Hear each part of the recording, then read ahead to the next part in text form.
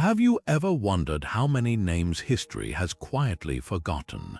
For every Alexander the Great or Julius Caesar celebrated in our textbooks, there were thousands of individuals whose courage, creativity, and quiet dedication built the foundations of civilization itself. Yet their stories remain untold, tucked away in the margins of time. We remember the conquerors, the rulers, the famous faces staring back from statues and coins. But what about the healers who saved lives without recognition? The engineers who designed aqueducts and roads that still stand today? The poets, teachers, and thinkers whose ideas rippled through generations, though their names were lost along the way? These are the unsung heroes of antiquity, and their legacy is all around us, hidden in plain sight. They are the reason we can marvel at grand monuments, read ancient texts, and trace the origins of law, medicine, and art. But history, as it's often written, prefers tyrants to teachers and battles to breakthroughs. We're about to change that. In this video, we're setting out on a journey to uncover 30 of these extraordinary figures, people whose contributions shaped the world in ways both profound and personal, yet who never received the acclaim they deserved. From Mesopotamia to Rome, from the shores of the Mediterranean to the banks of the Nile, we'll meet inventors, peacemakers, rebels, and visionaries who altered the course of history without ever seeking the spotlight. This isn't just a list, it's an invitation to see the past through new eyes, to listen for the whispers behind the shouts, to find the humility in humanity's greatest achievements. Together, we'll explore tales of resilience, genius, and sacrifice that will leave you in awe of what people are capable of when they strive not for glory, but for goodness. So settle in, open your mind, and prepare to discover the faces and stories history overlooked but shouldn't have. Our exploration begins now. Our journey begins not with a pharaoh, but with the brilliant, anonymous mind who served one. In the blistering heat of the Egyptian desert, under the reign of the 4th dynasty's founder, Pharaoh Sneferu, a monumental challenge was undertaken. Earlier pyramids, like the Step Pyramid of Giza, were majestic, but they were essentially layers of stone benches stacked upon one another. Sneferu desired something entirely new, something that would reach flawlessly toward the sun god Ra, a true, smooth-sided pyramid. The person who took on this impossible task, the master architect behind Sneferu's ambitions, is a name lost to time, but their legacy is literally set in stone. This visionary's first attempt, the pyramid at Medum, initially had stepped sides that were later filled in to create a smooth slope, but something went terribly wrong. Many Egyptologists believe a catastrophic collapse, perhaps triggered by unstable foundations or the sheer weight of the outer casing, turned it into the ruin we see today. For most, such a failure would be a career-ending disaster, but for our unknown hero, it was the most valuable lesson in structural engineering ever taught. They understood that the ambition was correct, but the method needed a radical rethinking. This was not a time for giving up, it was a time for innovation. Their next project, the Bent Pyramid at Dosha, stands as a breathtaking testament to this process of trial and error. It starts its ascent at a steep angle of 54 degrees, but roughly halfway up, the angle noticeably shifts to a shallower 43 degrees. Why the bend? The prevailing theory is that the architect, applying the hard-won knowledge from Medum, realized the initial steep angle was creating unsustainable pressure on the soft clay foundations beneath. To prevent another collapse, they made a brilliant mid-construction correction, reducing the angle to distribute the immense weight more safely. This wasn't a mistake, it was an on-the-fly calculation that saved the entire structure. It was a stroke of genius born from humility and a deep understanding of physics. Inside, the architect pioneered another revolutionary solution to a deadly problem. Previous pyramids were plagued by the immense weight of their own stone, which threatened to crush the internal chambers and burial passages. Our engineer's answer was the corbel vaulted ceiling, a series of overlapping stone layers that step inward, creating a stable, weight-distributing canopy over the chambers. This ingenious design effectively redirected millions of tons of pressure outwards into the body of the pyramid itself, protecting the sacred spaces within. It was a foundational innovation that would become standard in all future pyramid construction. The ultimate proof of this anonymous master's success lies just 1 kilometer north of the bent pyramid. There stands the Red Pyramid, also built for Sneferu. With its consistent, gentle 43-degree slope, it is Egypt's first successful true smooth-sided pyramid. It is the perfected design, the final, flawless iteration born from the lessons of its predecessors. Every technique honed through failure and adaptation was applied here. The Red Pyramid is not just a tomb, it is a resume, a portfolio of solved problems. It was the direct blueprint that would enable Sneferu's son and successor, Khufu, to build the Great Pyramid of Giza, the only one of the 7 wonders of the ancient world still standing today. That world wonder exists because an unnamed architect had the courage to fail, the intellect to learn, and the perseverance to try again. They engineered not just stone, but the very future of architecture, and they did it all without ever inscribing their name for us to find. Leaving the desert sands of Egypt behind, we now set sail for the deep blue expanse of the Mediterranean, where our next unsung hero charted a course not in stone but in water. Around 3,600 years ago, while the pyramids were already ancient history, the island of Crete was the heart of the sophisticated Minoan civilization. Their palaces were sprawling, multi-story complexes with advanced plumbing and vibrant art, but their true power and wealth flowed from the sea, and at the helm of that maritime empire was a figure we can only know through deduction, the Minoan ship captain. This individual was far more than a sailor. They were a master navigator, a daring explorer, and an unwitting diplomat who wove together the first threads of a globalized ancient world. Imagine the courage it took to cast off from the safe harbor of Knossos or Phaistos in a wooden vessel powered only by a square sail and the strong arms of rowers. Their ship, likely around 15 to 20 meters long, was a masterpiece of Bronze Age carpentry, built using techniques passed down through generations yet entirely vulnerable to the sea's fierce and unpredictable moods. They had no compass, no charts, and certainly no GPS. Their navigation was a sublime art form, a constant dialogue with the natural world. By day, they steered by the sun's arc across the sky. At night, they committed the constellations to memory, using the unchanging positions of the North Star and other celestial guides to maintain their latitude. They read the subtle signs we would completely miss today, the specific types of seabirds circling overhead which indicated land was near, the color and temperature of the water, the direction of the swell and the prevailing winds. They were living instruments, their senses finely tuned to the rhythms of the planet. Their destination was often the fabled coast of Egypt, a journey of several hundred miles across open water. We know they made this trip because of the archaeological evidence they left behind. In the tombs of Egyptian officials, vivid frescoes depict Minoan ambassadors bearing magnificent gifts, elaborate Rite ceremonial pouring vessels in the shape of bulls' heads, exquisite metalwork, and textiles of dazzling complexity. In the ruins of Minoan palaces, archaeologists have unearthed priceless treasures from the Nile: ivory, ebony, gold, and even scarab beetles, sacred symbols of rebirth in Egyptian culture. This was not random scavenging, this was organized, high-stakes commerce. Our captain was the crucial link in this chain, transporting not just goods but ideas. The most profound impact of these voyages was the exchange of technology.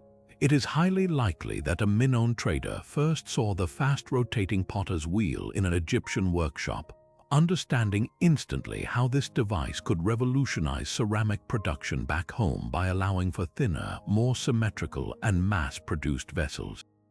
Similarly, they may have observed advanced metallurgical techniques in the ports of the Levant or Cyprus, the great copper-producing center of the age, bringing back knowledge that allowed Minoan artisans to cast more sophisticated bronze weapons and tools. They were a conduit for progress, facilitating a cross-pollination of skills that accelerated technological development across the entire region. They didn't just carry pots and ingots, they carried the blueprints for the future. Perhaps their greatest legacy, however, was the intangible export of culture itself. The vibrant, naturalistic style of Minoan art, with its flowing lines and depictions of leaping dolphins and agile bull leapers, clearly influenced Egyptian artisans of the New Kingdom period.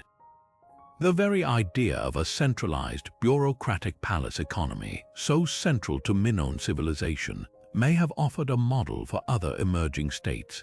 Every time our anonymous captain successfully completed a voyage, they didn't just secure wealth, they made the vast and frightening ancient world a little bit smaller, a little more connected, and infinitely richer. They were the human internet of the Bronze Age, and their courage on the open sea helped build the foundations of the classical world that would follow. From the sun-drenched decks of Minoan trading ships, we now travel inland to the rugged, mountainous highlands of Anatolia around 3,500 years ago. Here, the Hittites built a formidable empire not on the open sea, but on a technological secret so powerful it was guarded as fiercely as any royal treasure. This secret wasn't a map or a battle strategy. It was a transformative process happening at the forge, pioneered by a figure whose name is lost to the soot and flames of history, the Hittite ironmaster. While bronze was the dominant metal of the age, this anonymous artisan was wrestling with a far more stubborn and promising material, meteoritic iron, and eventually terrestrial iron ore, perfecting a smelting technique that would shift the balance of power and usher in a new epoch of human history. To understand their achievement, we must first appreciate the sheer difficulty of their task. Iron ore is abundant, but pure, workable iron is not found lying around in nature.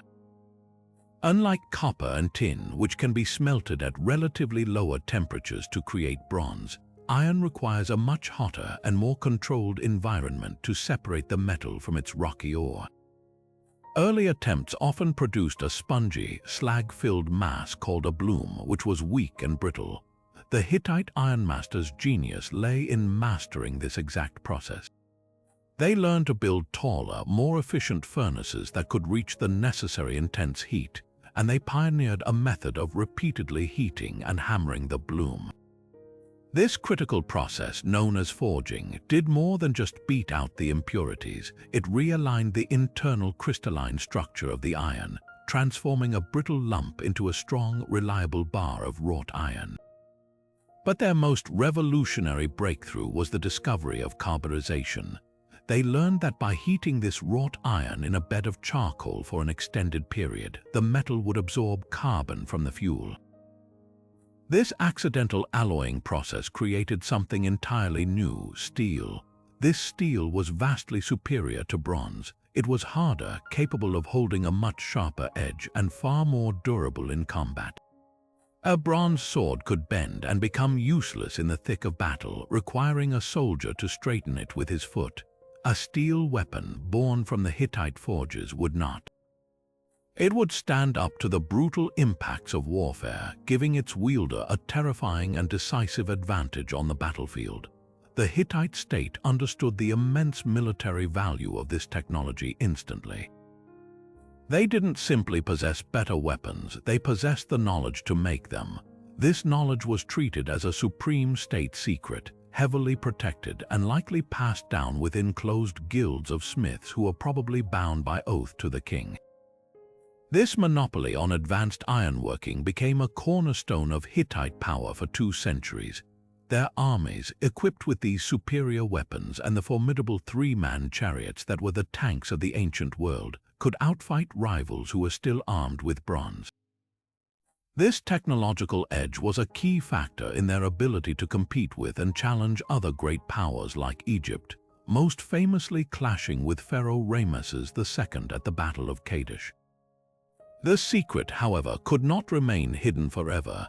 The collapse of the Hittite Empire around 1200 BC, likely due to a combination of invasion, internal strife, and widespread drought and famine, triggered a diaspora of its people and its skilled craftsmen.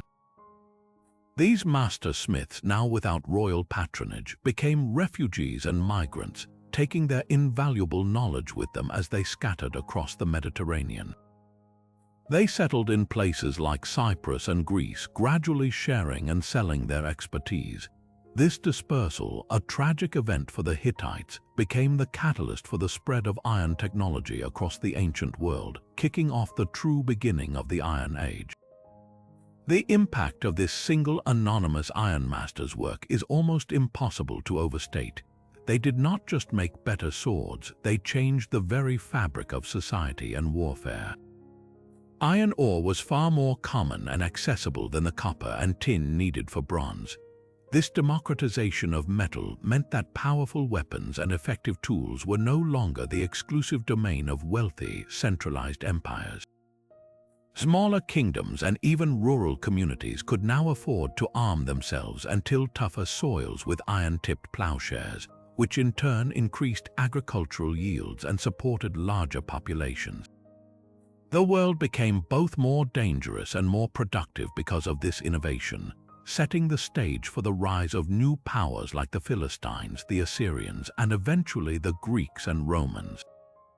Every clang of a hammer on an anvil for centuries afterward echoed the work of those first Hittite masters who took a common rock and through fire and force forged the future. Leaving behind the roaring forges of the Hittite Empire, we journey now to the bustling, sun-baked streets of ancient Babylon.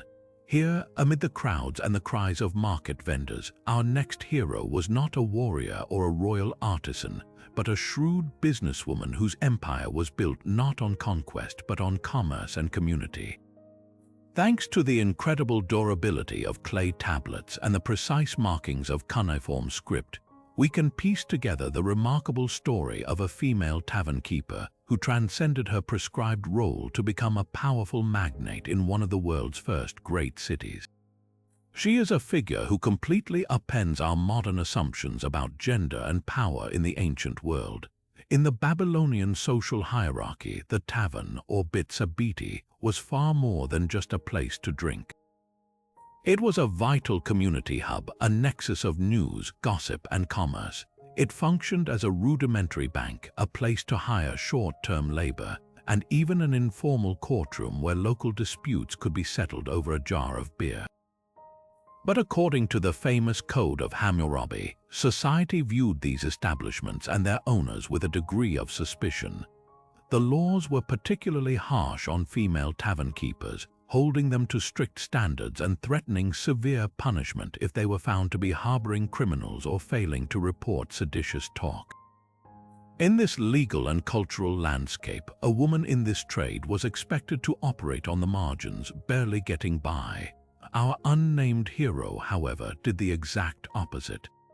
The cuneiform records, primarily contracts and receipts, reveal her not as a marginal figure, but as a formidable entrepreneur. She didn't just run a single tavern, she appears to have operated an entire network of them. She owned multiple properties across different districts of the city, each functioning as a profitable enterprise. Her business acumen extended far beyond serving ale. The tablets show her name on loans she provided to other citizens, charging fair interest and drawing up legally binding contracts that were honored in the city's courts. She owned vast warehouses where she stored grain and dates, the essential ingredients for her brewery, effectively controlling a key part of her own supply chain to insulate her business from market shortages and price fluctuations. Perhaps her most brilliant maneuver was in real estate. The records indicate she was a prolific landlord, owning and renting out several houses and commercial spaces to other Babylonians. This meant her income streams were beautifully diversified. She earned money from brewing, from retail sales in her taverns, from interest on loans, and from rental income. She created a resilient financial ecosystem for herself, a strategy that would be impressive even by today's standards. She wasn't just participating in the economy, she was mastering it, leveraging capital and assets with a sophistication that rivals any modern business tycoon. Her success forced her to become an expert in navigating the complex Babylonian legal system. To protect her holdings, she had to be intimately familiar with contract law, property rights, and the obligations set forth in hundreds of paragraphs of Hammurabi's code. Each loan, each rental agreement, each business deal required a clay tablet contract signed by witnesses and filed away for reference. In a society where women often needed a male relative to act on their behalf in legal matters, these tablets show her acting independently, initiating lawsuits to collect debts and defending her property rights in front of judges. Her literacy or her employment of a trusted scribe was her shield and her sword, allowing her to wield the power of the written law to secure her position. The true measure of her influence, however, lies not just in her wealth but in her social capital.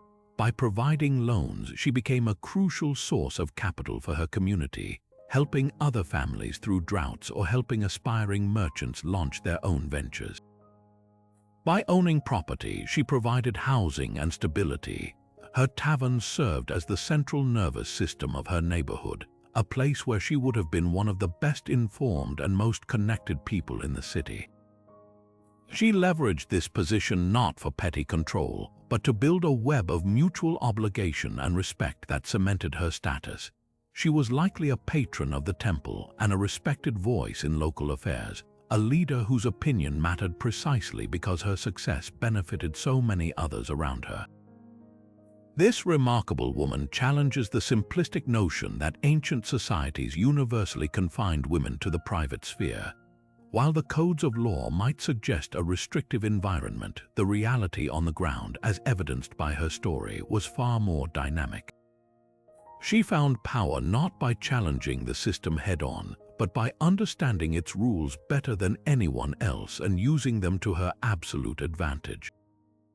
She represents a different kind of heroism, one of intellectual agility, financial ingenuity, and social savvy. Her legacy, pressed into clay, is a powerful testament to the fact that economic influence has always been a path to power, and that some of history's most astute minds were those who worked not in palaces or on battlefields, but in the vibrant, noisy, and enterprising heart of the city. From the vibrant commercial world of a Babylonian businesswoman, we travel now to a quieter, more contemplative space in ancient China. Here, our focus shifts from ledgers of clay to patterns of lines, from economic power to a different kind of influence, one that would shape the very mind of a civilization. Sometime during the Zhou dynasty, between 3,000 and 2,500 years ago, a profound intellectual revolution was taking place. It did not begin in a royal court or a general's tent, but in the thoughtful work of an anonymous scholar or group of scholars who undertook a monumental task to weave together centuries of fragmented oral divination practices into a single, cohesive philosophical system. This is the story of the unsung compiler of the I Ching, the Book of Changes, whose quiet labor created a lens through which generations would seek to understand the very nature of reality itself. Before their work, the wisdom that would become the I Ching existed as a scattered collection of omens, symbols, and folk sayings. Village diviners would perform rituals like casting yarrow stalks or reading cracks heated into tortoise shells, and would attach traditional interpretations to the results. One crack might mean good fortune for a journey, while a particular stalk pattern might warn of hidden danger. This was practical, localized knowledge passed down verbally and varying from place to place. It was powerful, but it was also ephemeral and inconsistent. Our unknown hero saw the profound depth hidden within this disparate tradition and recognized the need to synthesize it, to find the universal principles connecting these individual portents. Their goal was not to invent something new, but to discover the order inherent in the chaos, to build a framework that could contain the infinite complexity of a changing world. Their masterstroke was the creation of an elegantly simple yet infinitely expansive symbolic language. At its heart are the 8 trigrams, each a stack of 3 lines, either broken yin or solid yang. These trigrams represent fundamental forces of the universe: heaven, earth, thunder, water, mountain, wind, fire, and lake. But the true genius lay in pairing these trigrams to form 64 hexagrams, each a unique combination of 6 lines. This was not a random assortment, it was a complete system, a map of every possible state of change and interaction between these elemental forces. Each of these 64 hexagrams was given a name that captured its essential quality, like the creative, the receptive, difficulty at the beginning, or the wanderer. This is where the compiler's work transcended mere fortune-telling and ascended into the realm of high philosophy. For each hexagram, they did not simply provide a one-word answer like lucky or unlucky. Instead, they composed a multi-layered text. First came the judgment, a concise statement on the core meaning and auspice of the situation. Then came commentary on each individual line within the hexagram, offering nuanced advice that recognized how a situation evolves. A line at the bottom might speak of the beginnings of an endeavor, while a line at the top might discuss its culmination or overthrow. This structure acknowledged that life is process, not a static event. A reading might yield the hexagram for progress, which sounds positive, but the commentary for the top line might warn: advancing with horns is only appropriate for punishing one's own city. There is good fortune. This is not a simple yes or no. It is a deeply contextual ethical lesson about the correct application of force and authority. The brilliance of the system they built is its dynamic nature. The I Ching does not predict a fixed future. It describes the present moment in terms of energy and potential. It provides a snapshot of the cosmic forces at play and then offers wisdom on how to navigate them. A negative hexagram-like obstruction isn't a sentence of doom. It is advice to recognize the blockage, to practice perseverance, and to wait for the natural shift in cycles that will eventually clear the path. This taught its users a worldview based on flux and reciprocity, where yang constantly gives way to yin and back again. It fostered a mindset of adaptability, resilience, and profound self-reflection. You didn't consult the I Ching to be told what to do. You consulted it to order your own thoughts, to see your situation from a higher, more objective perspective, and to understand your role within the larger pattern of change. The influence of this anonymous compiler's work is almost impossible to overstate. The I Ching became the undisputed head of the Chinese classical canon, the foundational text upon which Confucianism and Taoism both built their philosophies. Confucius himself is said to have wished for more years of life to study it, and his philosophical commentaries were later added to the book, integrating its wisdom into the heart of ethical thought. Taoist sages saw in its flowing lines a perfect expression of the Tao, the nameless, ever-changing way of the universe. For millennia, it was essential study for emperors seeking to rule wisely, for generals planning campaigns, for artists seeking inspiration, and for ordinary people grappling with life's dilemmas. It is a book of strategy, poetry, psychology, and cosmology all fused into one. And we owe this incredible, enduring edifice of thought not to a famous emperor or a known sage, but to the meticulous, humble work of an unknown scholar. They took the whispers of the ancient diviners and gave them a voice that could speak across centuries. They saw the patterns in the cracks and gave us a mirror to see the patterns in our own lives. Their legacy is a book that does not provide answers, but teaches us how to ask better questions of the world and of ourselves.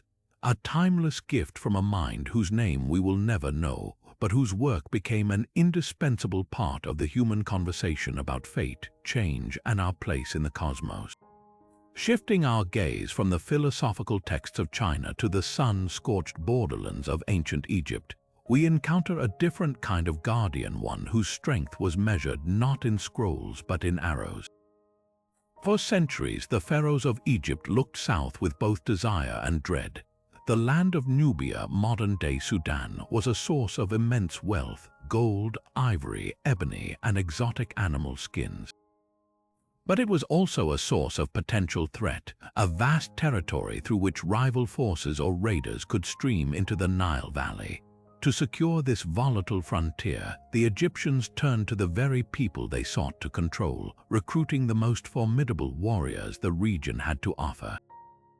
And at the head of these elite forces was an unsung hero, the Nubian archer commander, a man who stood as a living bridge between two cultures, wielding his bow in defense of a kingdom that was not entirely his own. To understand his value, we must first appreciate the sheer terror and respect the Nubian archer inspired. From childhood, boys in Nubian societies were trained with the bow, a skill essential for hunting and survival in their harsh homeland. They mastered the use of the powerful composite bow, a weapon far superior to the simpler self-bows used by many Egyptian troops early on. This training produced soldiers who could unleash a hail of arrows with devastating accuracy and range, making them the most feared missile troops in the entire region. Egyptian art and inscriptions are filled with references to these magnificent warriors, often referring to Nubia as Ta-Seti, the land of the bow. Pharaohs knew that to control Nubia was to control an inexhaustible supply of military genius. So rather than simply fighting them, they began a systematic policy of co-opting their skills, integrating entire units of Nubian mercenaries into the Egyptian army, particularly for service in the south. Our anonymous commander would have risen through the ranks of these units, a man whose proven courage, tactical acumen, and ability to lead his own people made him indispensable to his Egyptian overlords.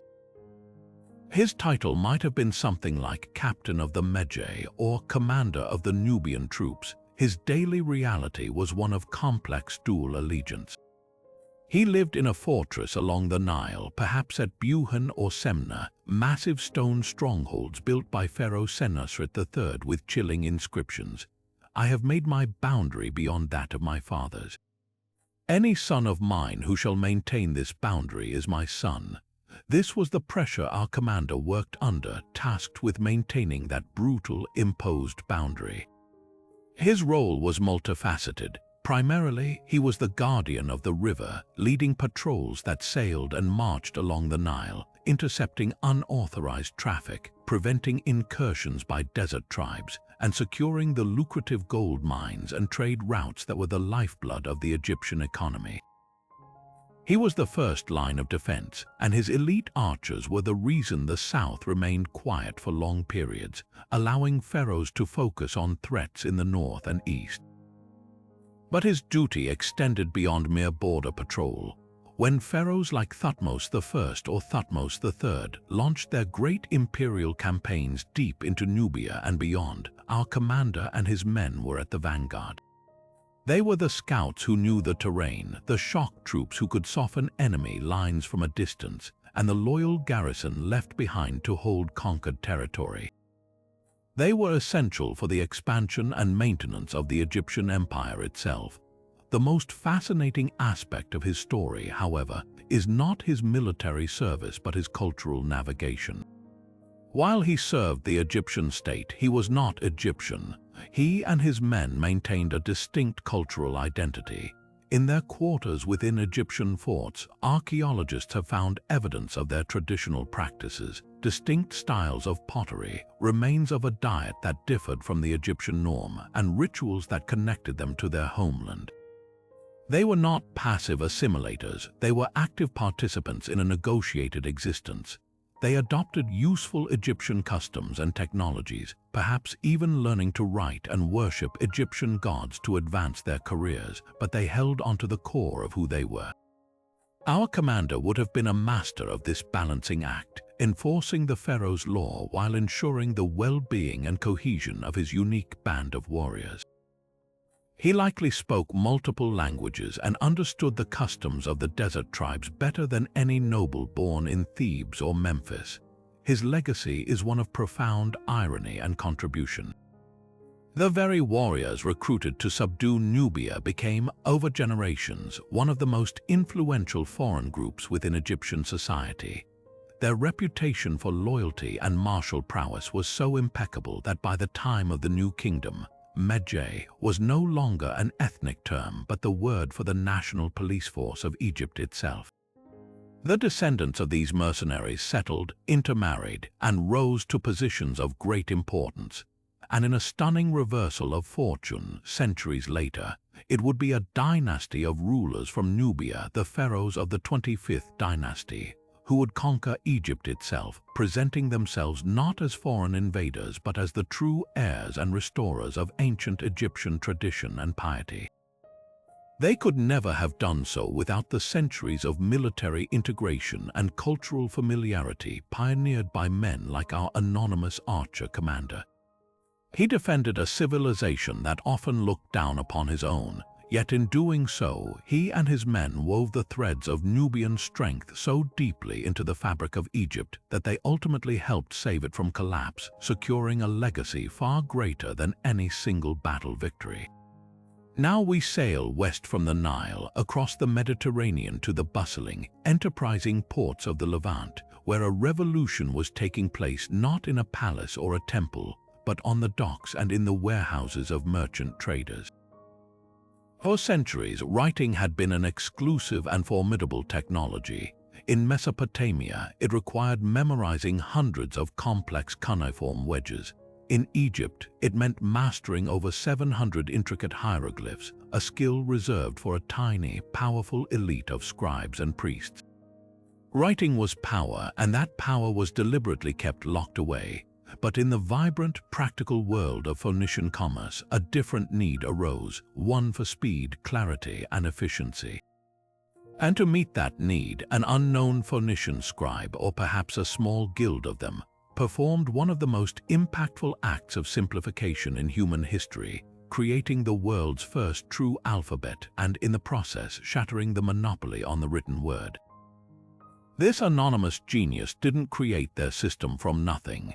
They were inheritors of a long tradition. For decades, Semitic laborers in the Sinai Desert and in Canaan had been experimenting with simpler writing systems to communicate with their Egyptian overlords. They began using a principle called acrophony, taking a hieroglyphic picture but letting it stand only for the first sound of the word it represented. So an Egyptian picture of a house pronounced per in Egyptian might be borrowed to represent just the P sound. This was the seed of the alphabetic idea.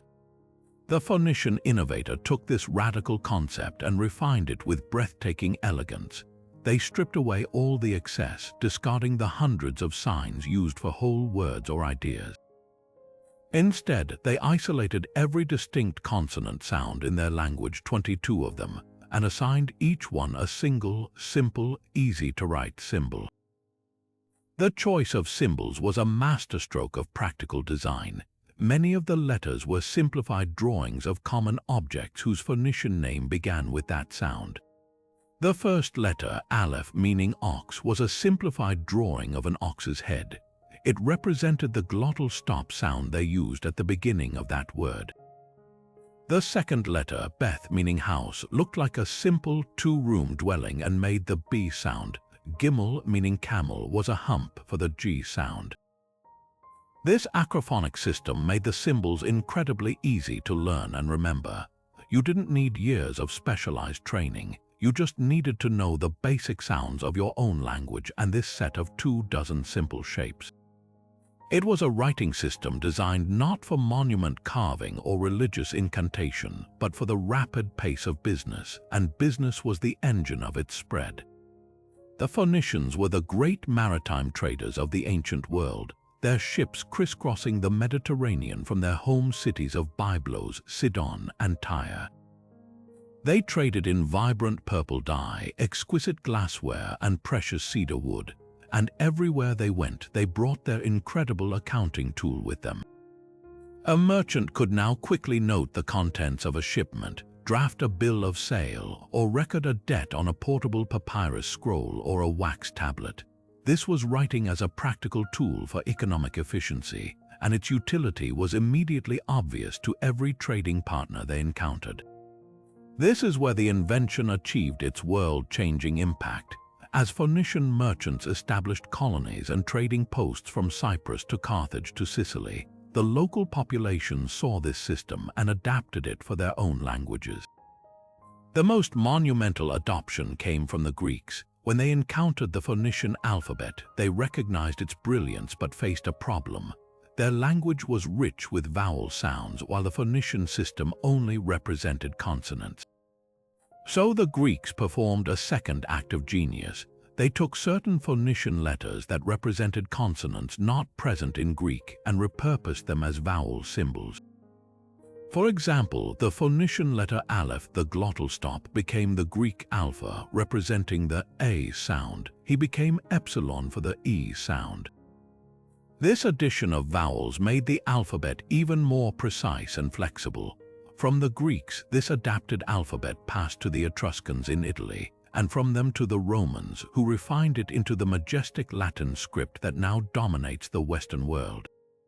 Another branch, Aramaic, evolved from the Phoenician parent and became the administrative script of the Persian Empire. From Aramaic sprang the Hebrew and Arabic alphabets, which in turn gave rise to scripts used across vast regions of Asia. Every time you read a book, every time you type a text message, every time you see a street sign, you are using the direct descendant of that original Phoenician system.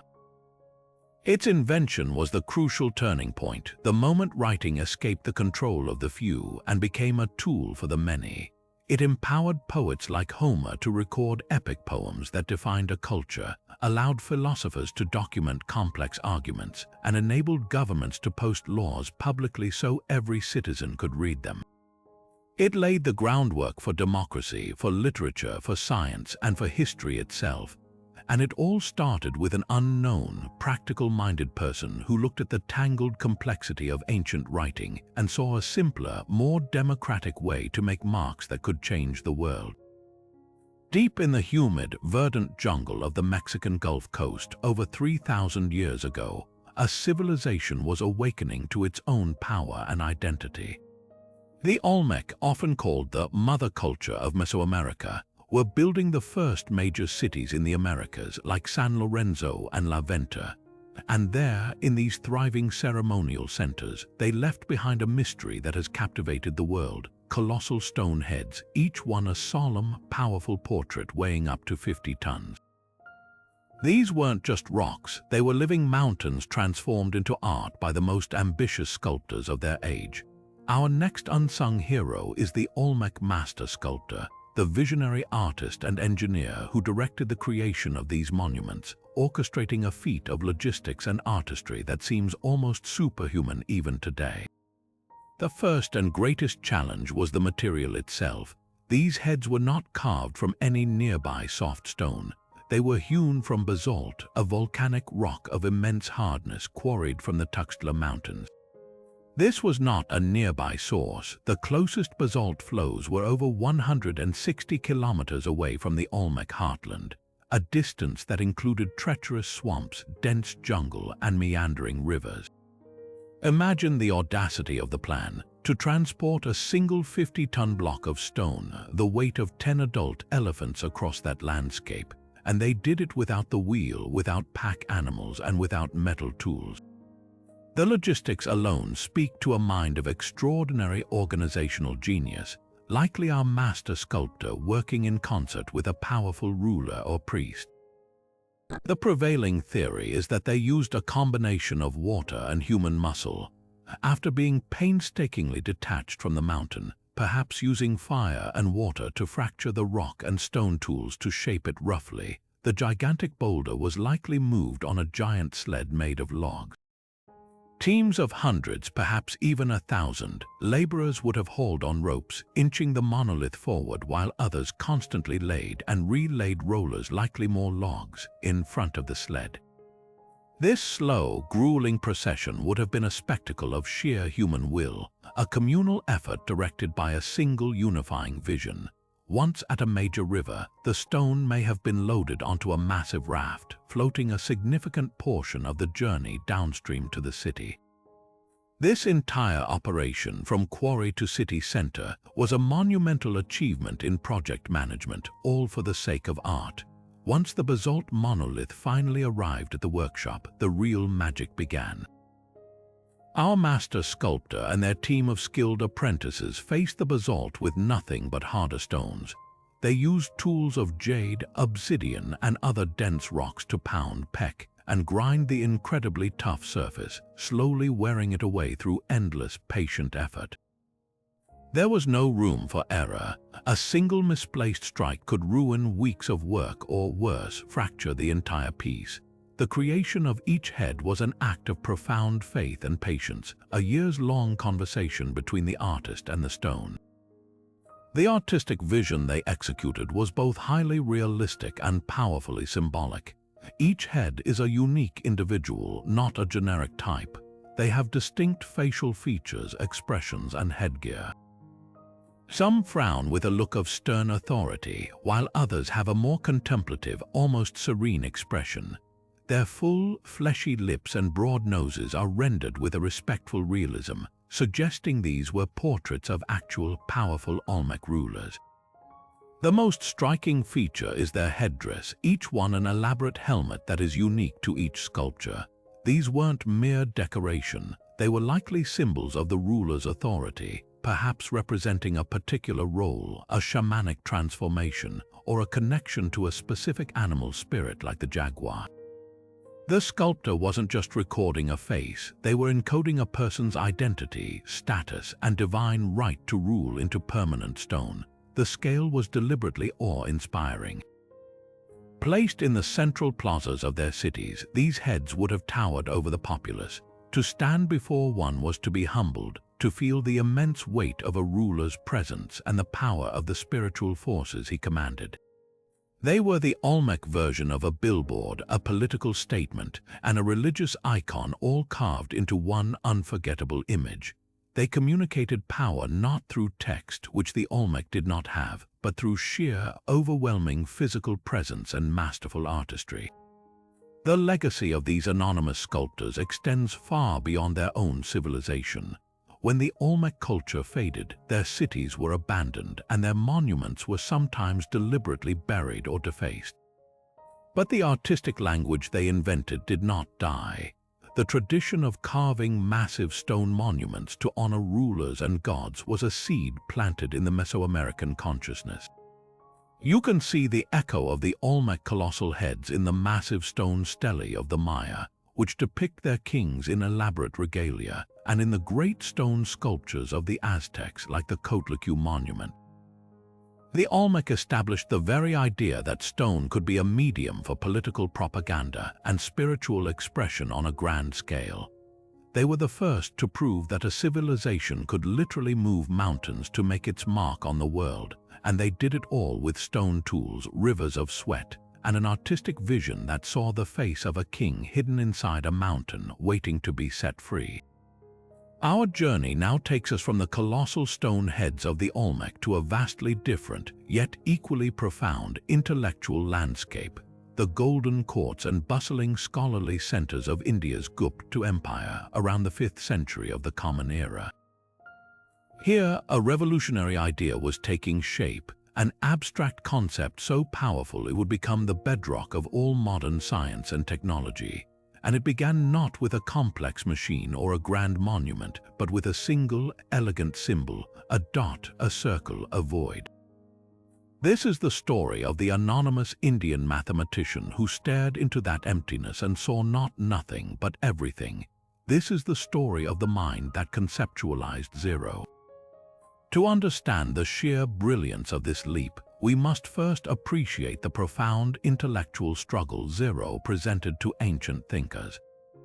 Numerous earlier civilizations, from the Babylonians to the Maya, had used a form of placeholder in their number systems, a symbol to indicate an empty column in a figure, much like the zero we use in the number 2005 to show there are no hundreds. But this was a placeholder zero, a punctuation mark in a numeral. It was not considered a number in its own right. How could nothing be something? how could you count, measure, or calculate with a quantity that represented the absence of quantity? Greek philosophers, the intellectual giants of the Mediterranean, found the idea of a void philosophically terrifying and mathematically nonsensical. To them, numbers were for counting real, existing things. Zero was an affront to logic. Our unknown Indian scholar, likely working within the vibrant academic traditions fostered by the Gupta rulers, shattered this limitation. They were part of a culture with a rich philosophical tradition of contemplating nothingness and infinity, concepts deeply embedded in spiritual texts. This intellectual environment provided the fertile ground for a mathematical revolution. This thinker didn't just use a symbol, they performed the breathtaking mental gymnastics of granting zero full citizenship in the Republic of Numbers. They declared that zero, this Shunya Sanskrit for void or empty, was a number like any other. It could be used in equations, it could be added, subtracted, and even multiplied. This was the pivotal moment. The immediate and monumental consequence of this act was the creation of the decimal, or base 10, place value system as we know it. Before this, doing complex arithmetic, like multiplying 456 by 23, was a nightmare performed on abacuses or with cumbersome numeral systems like Roman numerals. But with zero as a number and the place value system, everything clicked into place. The position of a digit now defined its value. The number 456 isn't just the symbols 4, 5, and 6. It is 4 times 10 squared plus 5 times 10 plus 6 times 1. That elegant efficiency, that ability to represent any number, no matter how vast or small, with just 10 symbols 0 through 9, was utterly revolutionary. It turned mathematics from a specialized craft for a few experts into a powerful, accessible tool. The system, often called Hindu-Arabic numerals precisely because of its journey, did not stay in India. It was carried west by traders along the Silk Road and eventually encountered the blossoming intellectual center of the Islamic Abbasid Caliphate. In the 9th century, the Persian mathematician Al-Khwarizmi encountered these numerals and wrote a groundbreaking treatise on them. His work, translated into Latin centuries later, introduced the system to a Europe still struggling with Roman numerals. The new numbers were initially met with suspicion. The word cipher, derived from the Arabic sifr, which itself came from the Sanskrit shunya, originally meant a secret code because the concept of zero was so strange and confusing to medieval Europeans. But its utility was undeniable. It enabled the complex double-entry bookkeeping that fueled the Renaissance economy, the precise astronomical calculations that navigated new worlds, and the physics that would eventually explain the universe. The true power of zero, however, extends far beyond making arithmetic easier. By embracing zero, mathematics could now properly grapple with concepts of the infinite and the infinitesimal. It provided the foundation for the development of calculus by Newton and Leibniz, which in turn made modern physics and engineering possible. The entire digital world we live in today, from the code running on every computer to the global financial system, is built on a binary language of ones and zeros. Every smartphone, every internet search, every space probe's trajectory is a direct descendant of that single conceptual breakthrough made in an Indian scholarly center over 1500 years ago. And yet, the individual responsible for this world-altering idea remains a shadow, their name lost to time. They were likely a humble teacher, a monk, or a court scholar who saw a deeper truth in the void. Their legacy is the most fundamental language of modern reality, a language that allows us to calculate everything from the orbit of a planet to the interest on a loan. They taught humanity that from nothing, something truly infinite could emerge. While the intellectual fire of Indian mathematics was transforming abstract thought, a very different kind of battle for knowledge was being waged in the heart of classical Athens, a city that celebrated philosophy and democracy but severely restricted the lives of its women. Our next figure emerges from this contradiction, part history, part legend, but all inspiration. She is Agnotis, and her story, whether grounded in fact or woven from collective hope, captures the profound and very real struggle women faced in seeking to practice the art of healing in the ancient world. In Athens, the societal ideal for a respectable woman was to live a life of seclusion, confined to the women's quarters of the home, or gynaikeon. Her world was domestic, and her interactions with men outside her immediate family were severely limited. This created a desperate crisis in women's health. Female patients, bound by custom and modesty, were often deeply reluctant to be examined by male physicians. The result was immense preventable suffering. Diseases went undiagnosed, childbirth complications were misunderstood, and many women simply chose to endure their pain in silence rather than violate social taboos. It was into this landscape of silent suffering that the story of Agnotis is set. According to the legend, she was a young Athenian woman of privileged birth who witnessed this anguish and was determined to do something about it. Her ambition was to become a physician, a path utterly forbidden to her gender. Her solution was as radical as it was simple. She would disguise herself as a man. Cutting her hair and donning male attire, she left Athens for Alexandria, the premier center of learning in the Hellenistic world. There, she studied under the famed physician Herophilus, one of the fathers of anatomy, who was pioneering new techniques through actual human dissection.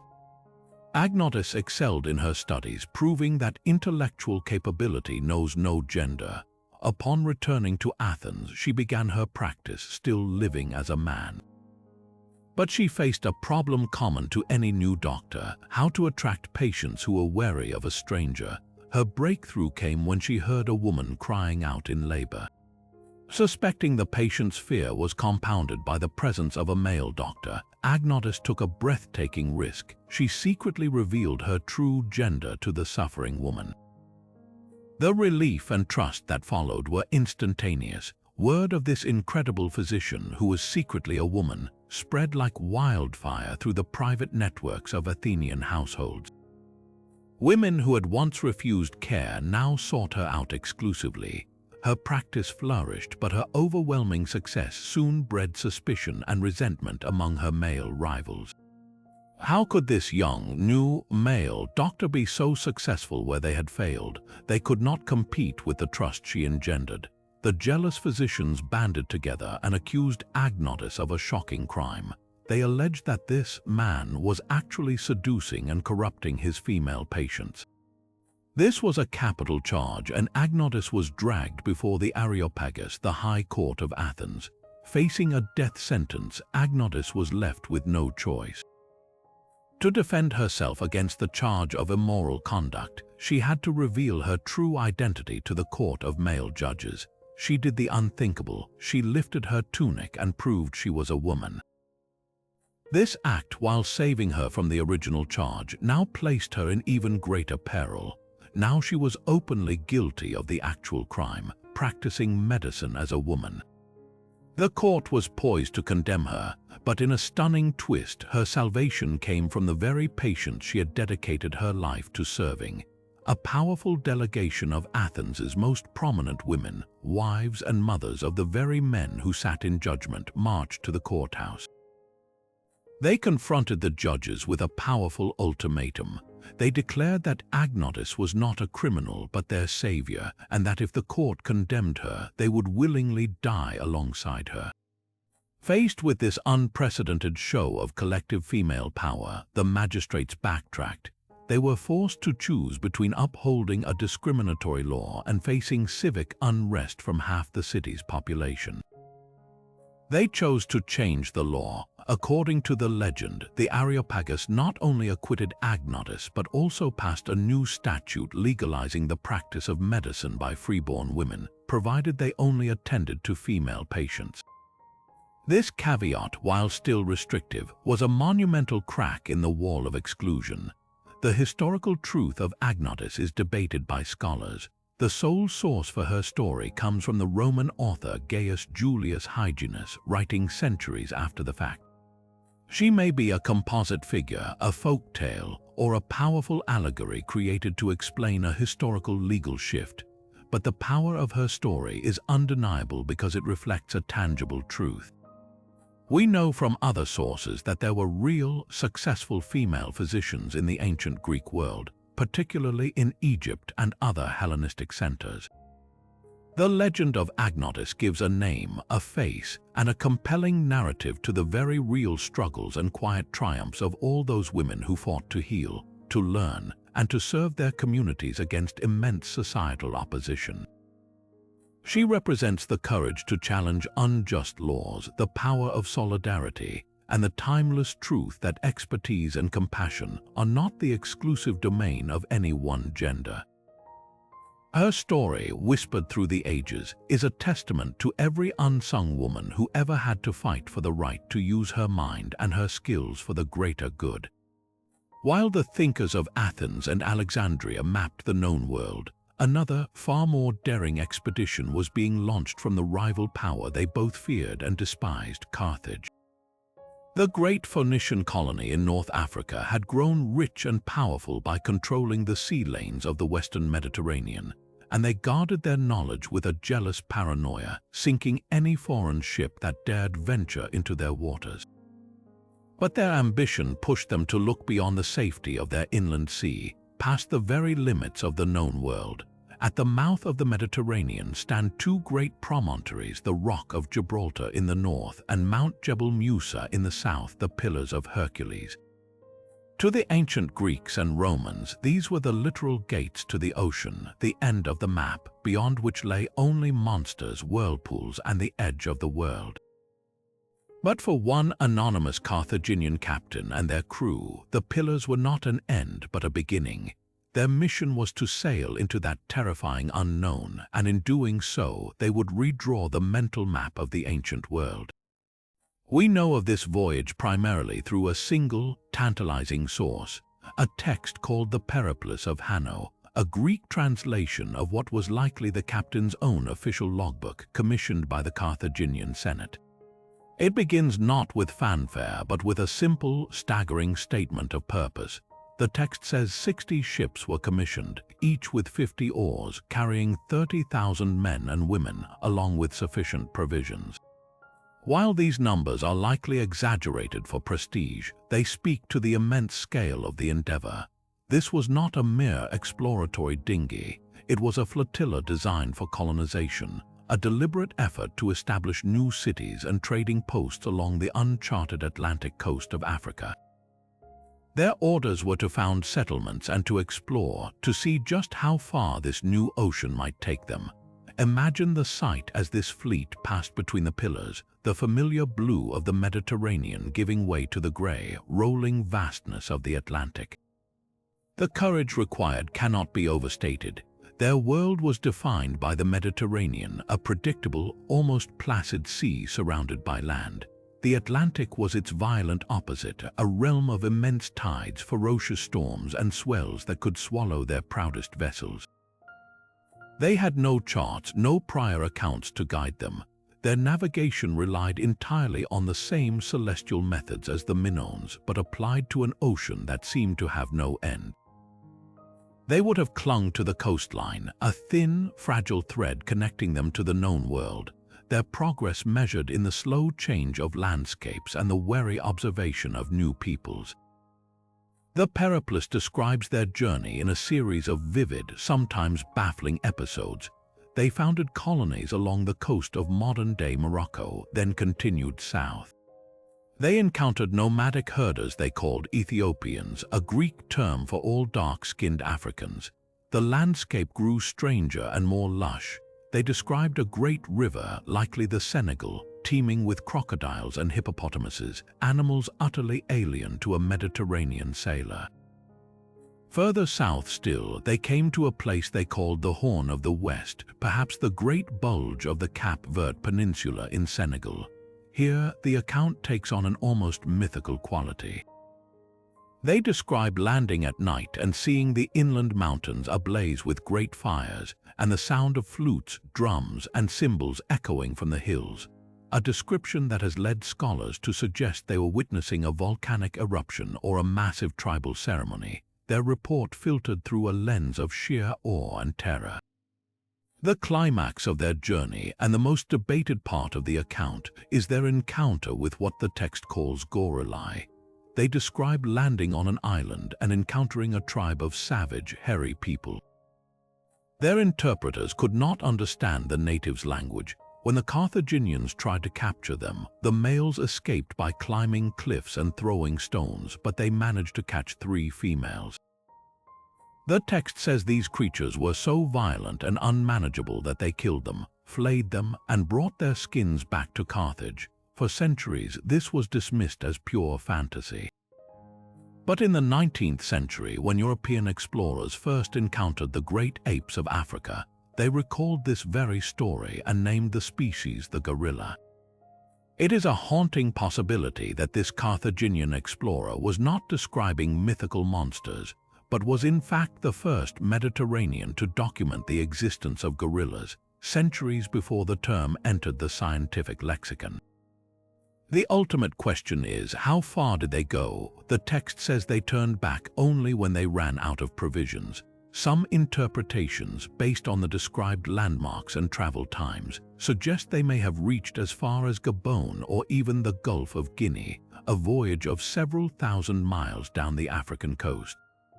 Others propose a more conservative reach to Sierra Leone or Cameroon. Regardless of the exact terminus, the achievement was monumental. They had proven Africa could be navigated by sea, and they had brought back tangible evidence of a world bursting with strange life, immense rivers, and cultures utterly unknown to the Mediterranean.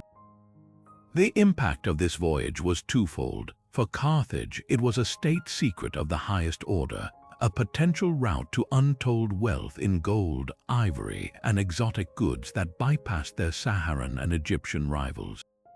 They guarded this knowledge fiercely. For the wider Mediterranean world, the rumors and the translated periplus that eventually leaked out became a source of fascination and skepticism. Greek geographers like Herodotus wrote of these accounts with a mix of intrigue and doubt, placing them on the very edges of their maps next to legends. The log of this unnamed captain became a foundational text, a piece of hard, empirical data that proved the world was far larger, far stranger, and far more navigable than anyone had previously dared to believe.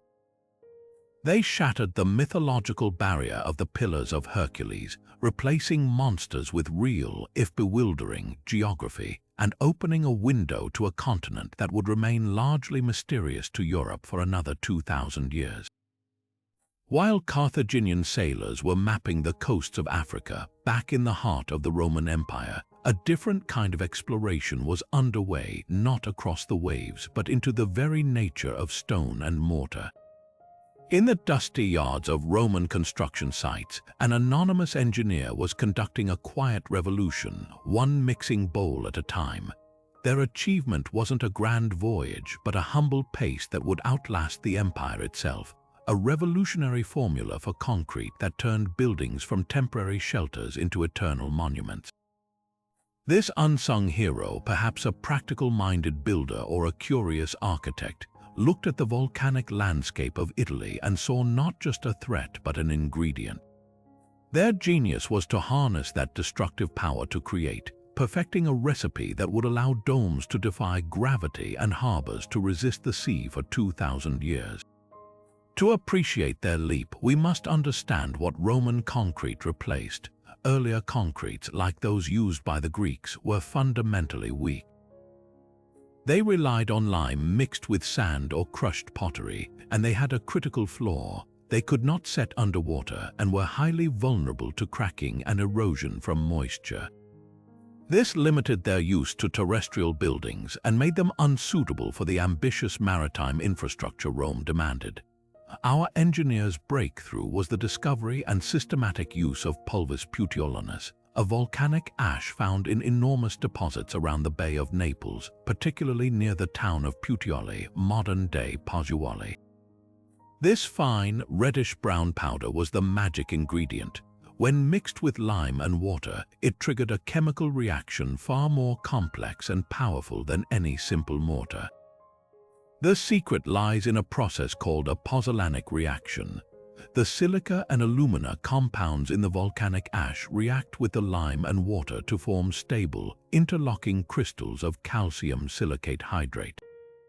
This is the same glue that holds modern Portland cement together, but Roman concrete had an even more fascinating trick. As it cured, it also incorporated chunks of rock and brick rubble as aggregate, creating a composite material that was not a uniform slab, but more like a man-made rock. This is why it was so incredibly durable. Unlike modern concrete, which is brittle and prone to cracking under stress or from the expansion of internal rebar, Roman concrete had a degree of flexibility. It could shift and settle slightly without fracturing catastrophically, and it actually grew stronger over centuries as the pozzolanic reaction continued slowly within it, healing tiny cracks with new mineral growth. This material granted Roman architects a superpower. It allowed them to think in curves and spans that were previously unimaginable. The most breathtaking example is the Pantheon, commissioned by Emperor Hadrian around 126 A. D. Its magnificent dome, spanning 43 meters, remains the largest unreinforced concrete dome in the world. It was a feat of both engineering and material science. The builders didn't just pour a massive, heavy slab, they engineered the dome itself. The concrete at the base of the dome is thick and uses heavy travertine aggregate. As the dome rises, the builders made it thinner and used lighter and lighter aggregates, switching to porous pumice at the very top to reduce the weight. The oculus, the open hole at the summit, further lightened the structure. This entire masterpiece rests on a drum of concrete that has borne its load for nearly 19 centuries through earthquakes, invasions, and the elements. It stands as the ultimate testament to the anonymous engineer's perfect formula, but the applications went far beyond majestic temples. This concrete was the backbone of the Roman infrastructure that knit the empire together. It was used to build the vast network of roads that allowed legions to march swiftly from Britain to Syria. Most impressively, it was used underwater. The Romans built massive harbor installations like the one at Caesarea Maritima in modern-day Israel by mixing the concrete with seawater and pouring it into wooden forms right in the ocean. Instead of dissolving, the salt water catalyzed the pozzolanic reaction, creating a concrete that was actually harder and more resilient in the marine environment than on land. These harbors provided safe haven for the fleets that supplied Rome's cities, and their ruins still break the waves today, a silent victory in a 2,000-year war against erosion. Tragically, this revolutionary knowledge was not preserved. As the Roman Empire fragmented and its bureaucratic and industrial complex collapsed, the precise recipe and the intricate understanding of the pozzolanic reaction faded into obscurity. The volcanic ash pits were forgotten, and the art of making this super concrete was lost for over a millennium. Builders in the Middle Ages and Renaissance reverted to weaker mortars, and it is only in the last few decades that materials scientists, using advanced tools like electron microscopes and X-ray diffraction, have begun to fully unravel the atomic-level secrets of the Roman concrete.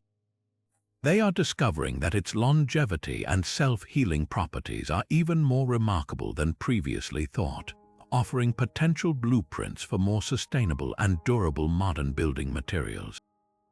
The legacy of this unnamed Roman engineer is literally all around us in the Western world.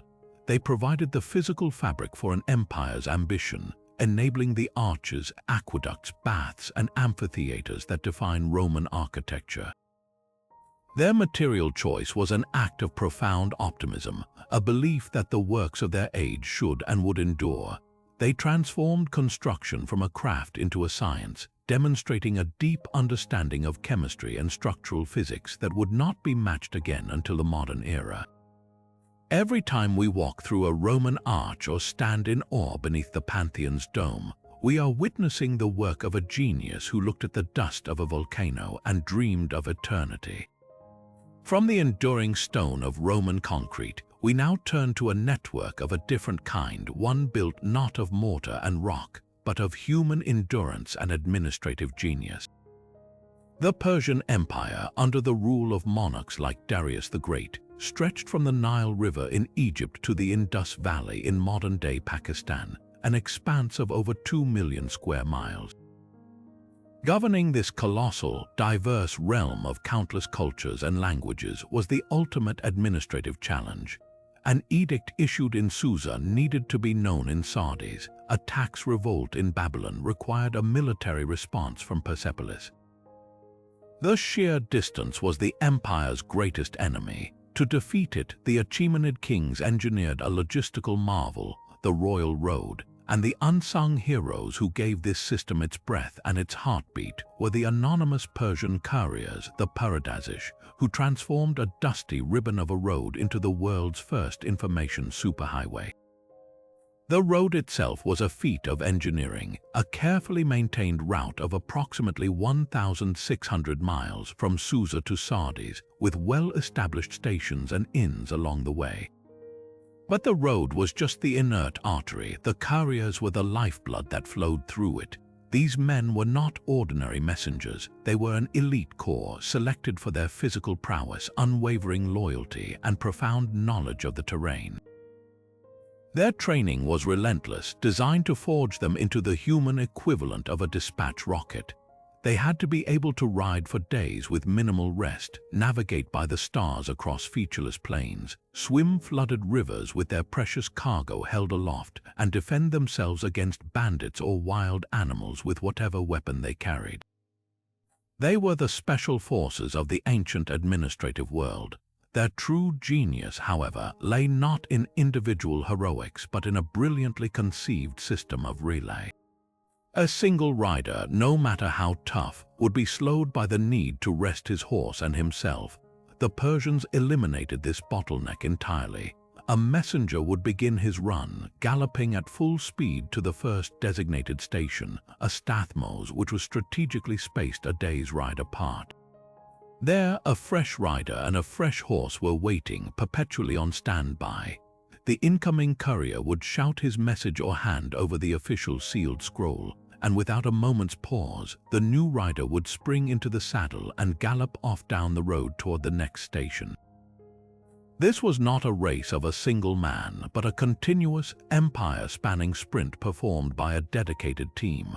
The efficiency this system achieved was staggering to the ancient world. The Greek historian Herodotus, who marveled at the system, gave it history's most famous testimonial. There is nothing in the world that travels faster than these Persian couriers. He famously stated that neither snow, nor rain, nor heat, nor gloom of night stayed these couriers from the swift completion of their appointed rounds, a tribute so enduring it was later adopted as the unofficial motto of the United States Postal Service. A message could travel the entire length of the royal road from Sardis to Susa, a journey that would take a normal caravan 90 days in just 7 days. This was an unimaginable speed, the ancient equivalent of broadband internet suddenly appearing in an age of snail mail. The content they carried was the nervous system of the empire itself. They did not carry personal letters or commercial invoices. Their cargo was the weight of state. A leather satchel might contain military orders moving armies across continents, tax records ensuring the treasury was funded, intelligence reports on satraps who might be growing too powerful, or judicial decrees that would change the law for millions of people. They were the guarantors of consistency, ensuring that a law proclaimed in the capital was understood and enforced uniformly in the most distant province.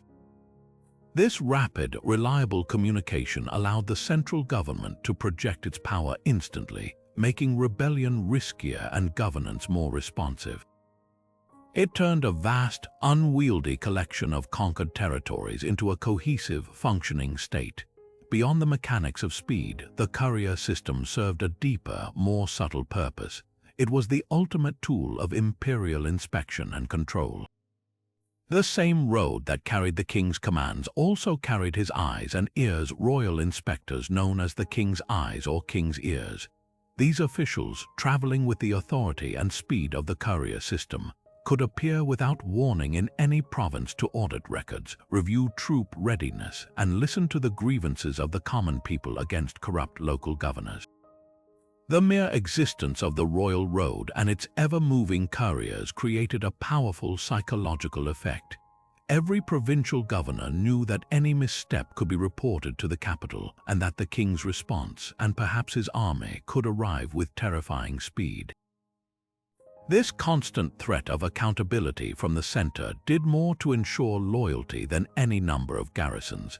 These anonymous riders, whose individual names are lost to history, were the vital cogs in a machine that defined the Persian Empire's greatness. Their legacy is not a monument we can visit, but a concept they perfected: the idea that information moved with enough speed and reliability is the most powerful glue for holding a society together. They demonstrated that true power lies not just in controlling territory, but in controlling the flow of knowledge across that territory. Every subsequent empire, from the Romans with their cursus publicus to the Pony Express of the American West, would attempt to replicate their system. They were the first to prove that the swiftness of a thought could shape the destiny of an empire, that the pace of a horse's hooves could set the rhythm for the administration of the known world. Deep in the quiet mountains of ancient China, where mist clings to pine trees and the air is thick with the scent of herbs, our next unsung hero was not seeking power or glory. They were in pursuit of something far more elusive: eternal life. During the Tang dynasty, around the 9th century, Taoist alchemists were the great experimental scientists of their age, working in secluded laboratories, diligently mixing minerals, plants, and elixirs in their sacred quest to create the pill of immortality. In one such laboratory, an anonymous master and their apprentices were carefully heating a mixture of common ingredients: saltpeter, sulfur, and charcoal, believing they were on the cusp of a spiritual breakthrough. Instead of creating life, they unleashed a force of incredible destruction. There was a sudden, violent flash, a roar that shattered the stillness, and a cloud of acrid smoke. They had not discovered immortality. They had, entirely by accident, invented gunpowder. This moment of profound serendipity was born from a deeply philosophical tradition. Taoist alchemy was not mere superstition.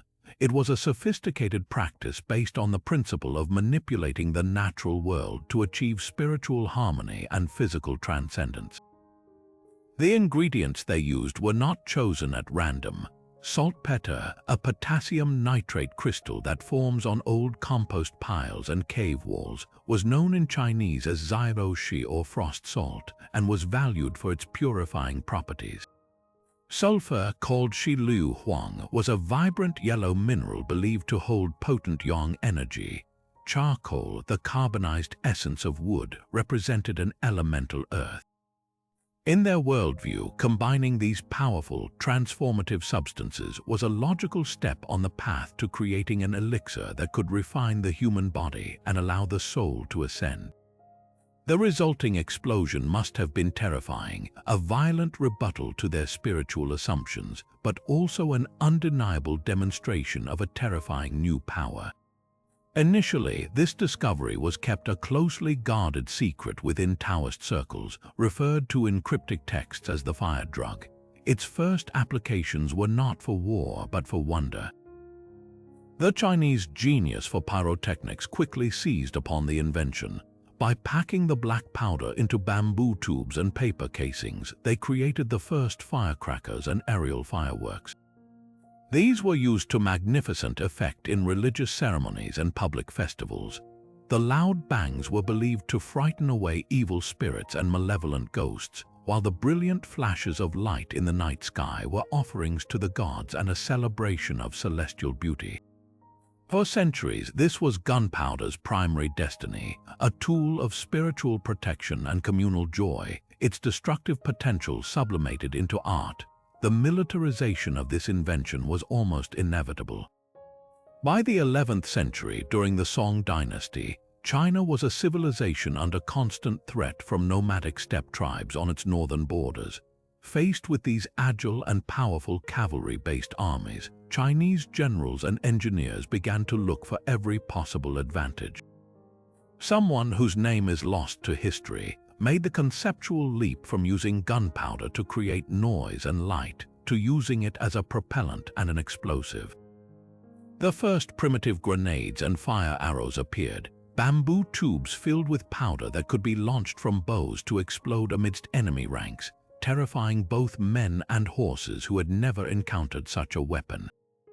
This soon evolved into more sophisticated devices like the fire lance, which was essentially a spear or pole with a gunpowder tube attached. When ignited, it would shoot out a burst of flame and shrapnel, acting as a short-range, single-use flamethrower. This crude weapon is the undeniable ancestor of every gun and cannon that would follow. The most terrifying and revolutionary application was the development of true bombs and landmines. Cast iron shells filled with gunpowder and fitted with a fuse could be launched by catapults over city walls or into fortified positions, where they would explode with a force that could shatter stone and bone alike. These weapons began to change the very nature of siege warfare and battlefield tactics. However, for centuries, this knowledge remained largely contained within China and its immediate sphere of influence. It was a terrifying secret weapon, but one that had not yet been perfected to its full world-altering potential. The genie could not stay in the bottle forever. The spread of gunpowder to the west was a slow process, likely facilitated by the Mongol conquests of the 13th century and the subsequent opening of the Silk Road. As Mongol armies who had adopted and used Chinese gunpowder weapons in their campaigns pushed into Eastern Europe and the Middle East, they brought the technology with them. Arab and European scholars and alchemists, encountering these terrifying new inventions, began to experiment and refine the formula themselves. The true revolution occurred in the 14th and 15th centuries in Europe, a continent perpetually locked in its own internecine warfare. European metallurgy was exceptionally advanced, and they began casting the first effective muzzle-loading cannons, weapons of such power they could batter down the walls of castles that had stood impregnable for centuries. The age of the knight and the stone fortress was ending, and the age of artillery was beginning. This anonymous alchemist's quest for a personal key to immortality instead handed humanity a key to unprecedented destructive power. The ethical paradox of their discovery is staggering. A spiritual practice dedicated to harmony and longevity ultimately yielded the primary tool of death and global conflict for the next millennium. Gunpowder empowered the rise of centralized nation-states, which could now afford the expensive new artillery to crush feudal rivals. It led to the colonial conquest of the Americas, where a handful of conquistadors with guns could overcome vast empires. It transformed the face of warfare, making it more impersonal, more destructive, and ultimately more global. The same chemical reaction that once celebrated life in a shower of sparks was now used to end it on a mass scale. The journey of this invention, from a secluded Taoist laboratory to every battlefield on Earth, is a profound reminder that knowledge itself is neutral, but human ambition is not. Our anonymous alchemist sought to cheat death for the individual, and in failing, gave empires the power to deal it out to millions.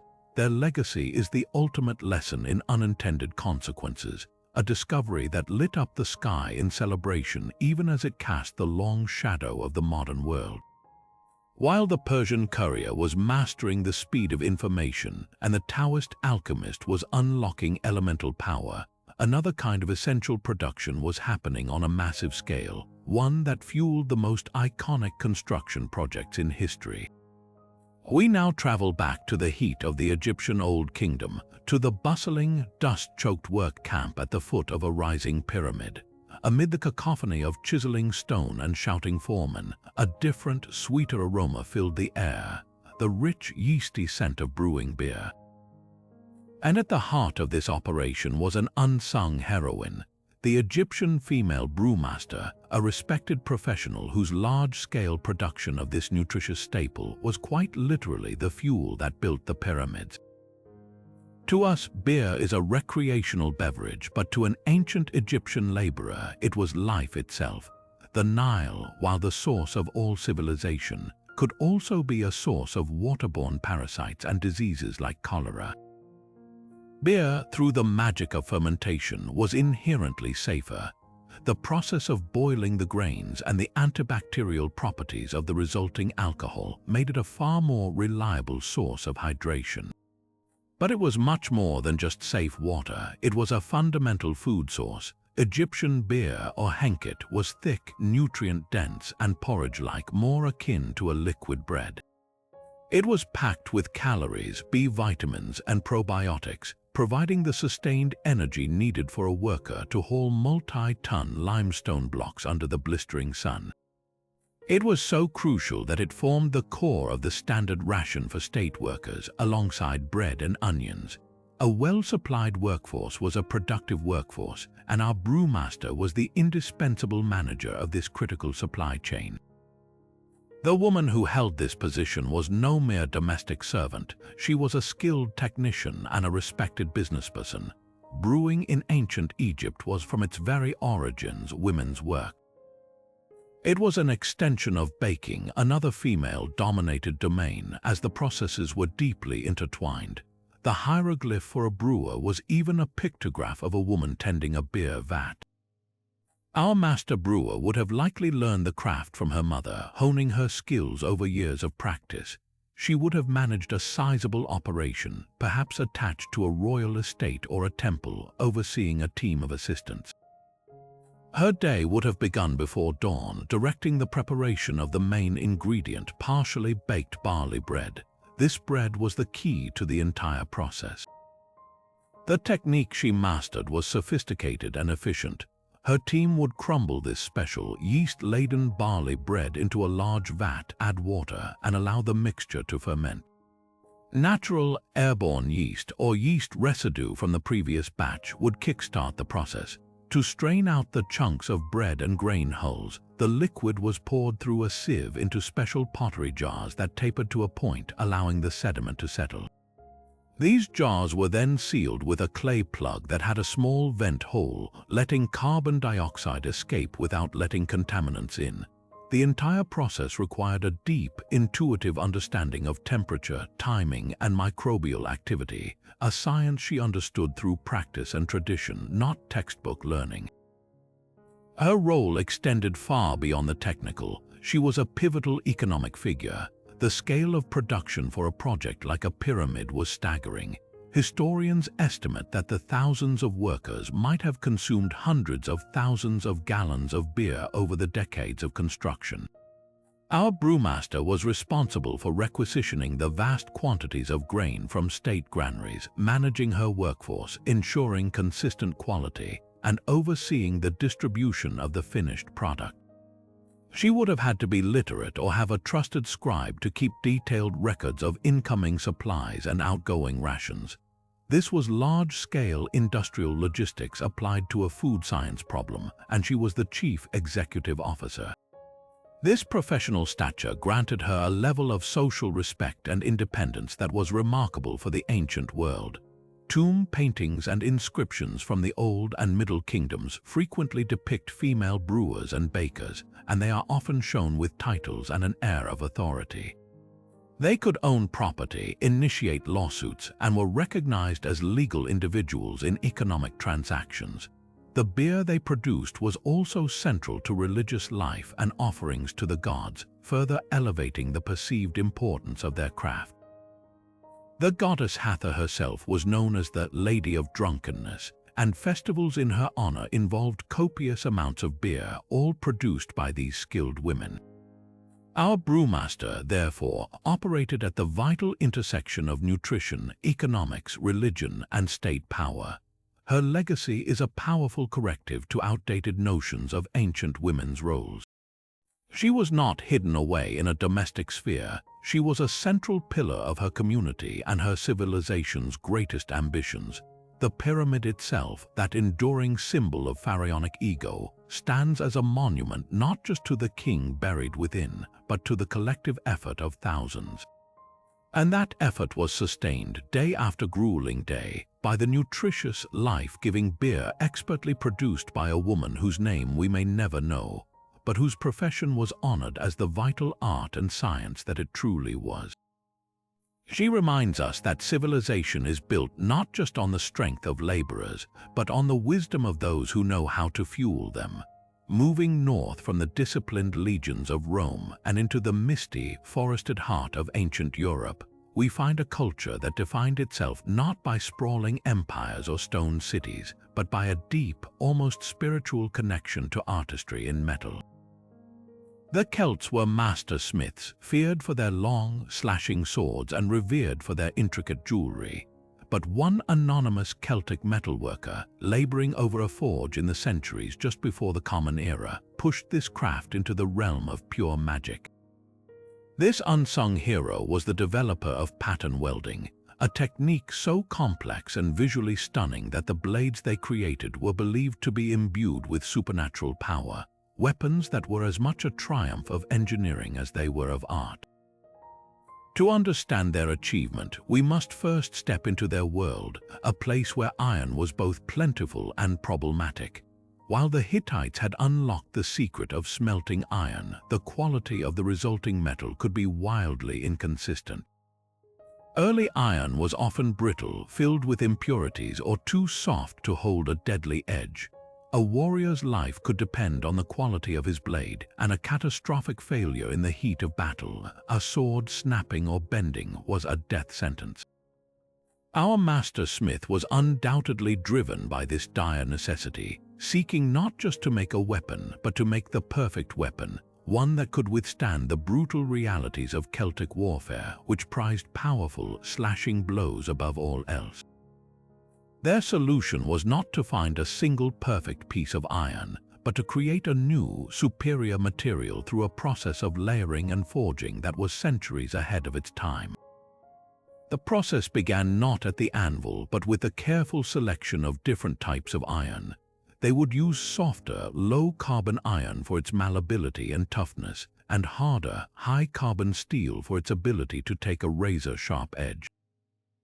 These different rods were then bundled together and heated in the forge until they reached a white-hot welding heat. The smith would then skillfully hammer this glowing bundle, fusing the individual rods into a single, solid billet. This act alone required immense skill, as achieving the perfect temperature to weld without burning the metal was a delicate balancing act, but this was only the beginning. The true genius of pattern welding lay in the manipulation of this composite billet. The smith would then twist this rod while it was still hot, creating a spiraled bar that looked like a piece of metal candy. Several of these twisted rods might be forged together with straight rods of hard steel to form the core of the blade.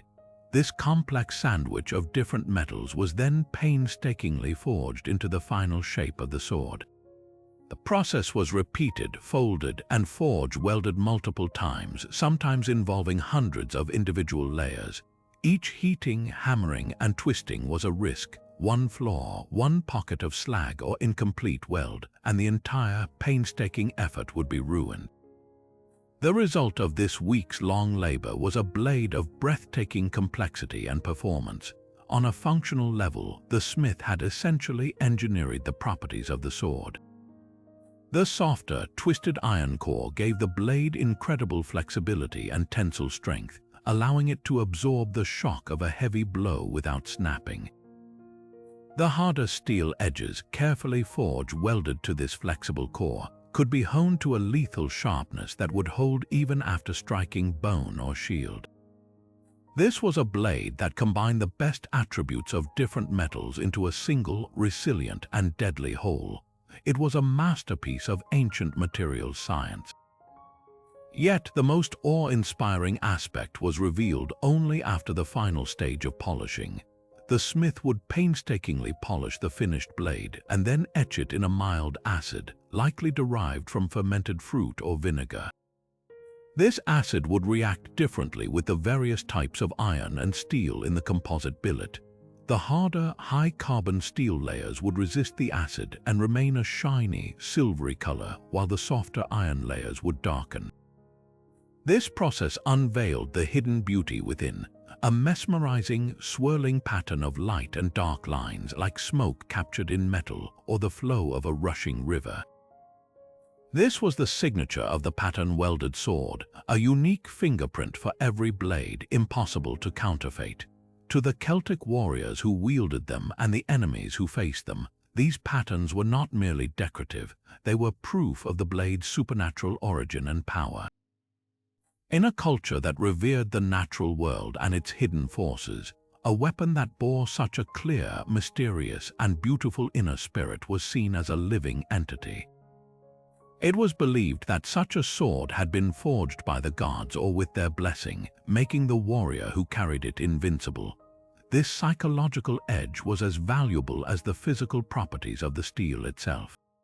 The anonymous smith who developed this technique understood that a weapon's true power lies in both its performance and its mythos. The legacy of this Celtic innovator echoes far beyond their own time and culture. While the secret of pattern welding was largely lost in Europe after the Roman conquests, the technique was rediscovered and perfected centuries later by the Vikings, who created their own legendary pattern-welded swords, and by the master smiths of Japan, who developed a similar layered technique to create the renowned katanas. The fundamental principle they pioneered, combining materials of different properties to create a composite superior to any of its parts, is a cornerstone of modern materials engineering, seen in everything from reinforced concrete to the composite alloys used in jet engines. They demonstrated that true strength often comes not from uniformity, but from a harmonious and intentional diversity, a lesson written in fire and iron that continues to resonate today. Imagine the sheer scale of the ambition. In the 3rd century before the Common Era, the Ptolemaic rulers of Alexandria embarked on a project of breathtaking intellectual avarice. Their goal was not merely to build a library, but to collect every single book in the entire known world. The famed Library of Alexandria was the vessel for this dream, but its lifeblood, its very soul, was the army of anonymous scholars, librarians, and scribes who made this impossible mission their life's work. These are the true unsung heroes of the library, the human engines of a cultural project so vast it arguably created the very concept of systematic scholarship. These men were not passive custodians of scrolls, they were active, aggressive hunters of knowledge. The Ptolemies funded a relentless acquisition program. Every ship that docked in the bustling port of Alexandria was boarded by royal officials.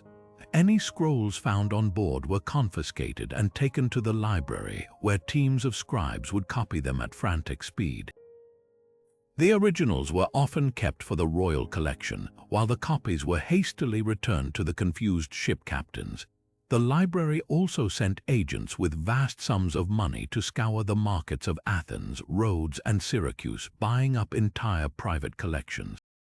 They were even said to have borrowed the official state copies of the great Athenian tragic plays from the Athenian government, offering a colossal security deposit for their safe return. They then kept the originals, forfeited the deposit, and sent back copies, a testament to their ruthless dedication to possessing the authentic text above all else. Once a new text arrived, the real work began, and it was here that these anonymous scholars invented the very tools of modern academia. Each scroll was given to a grammarian, a specialist in a particular language or field. Their first job was authentication. Was this a genuine work by Plato or a clever forgery? Was this epic poem truly by Homer or a compilation from another bard?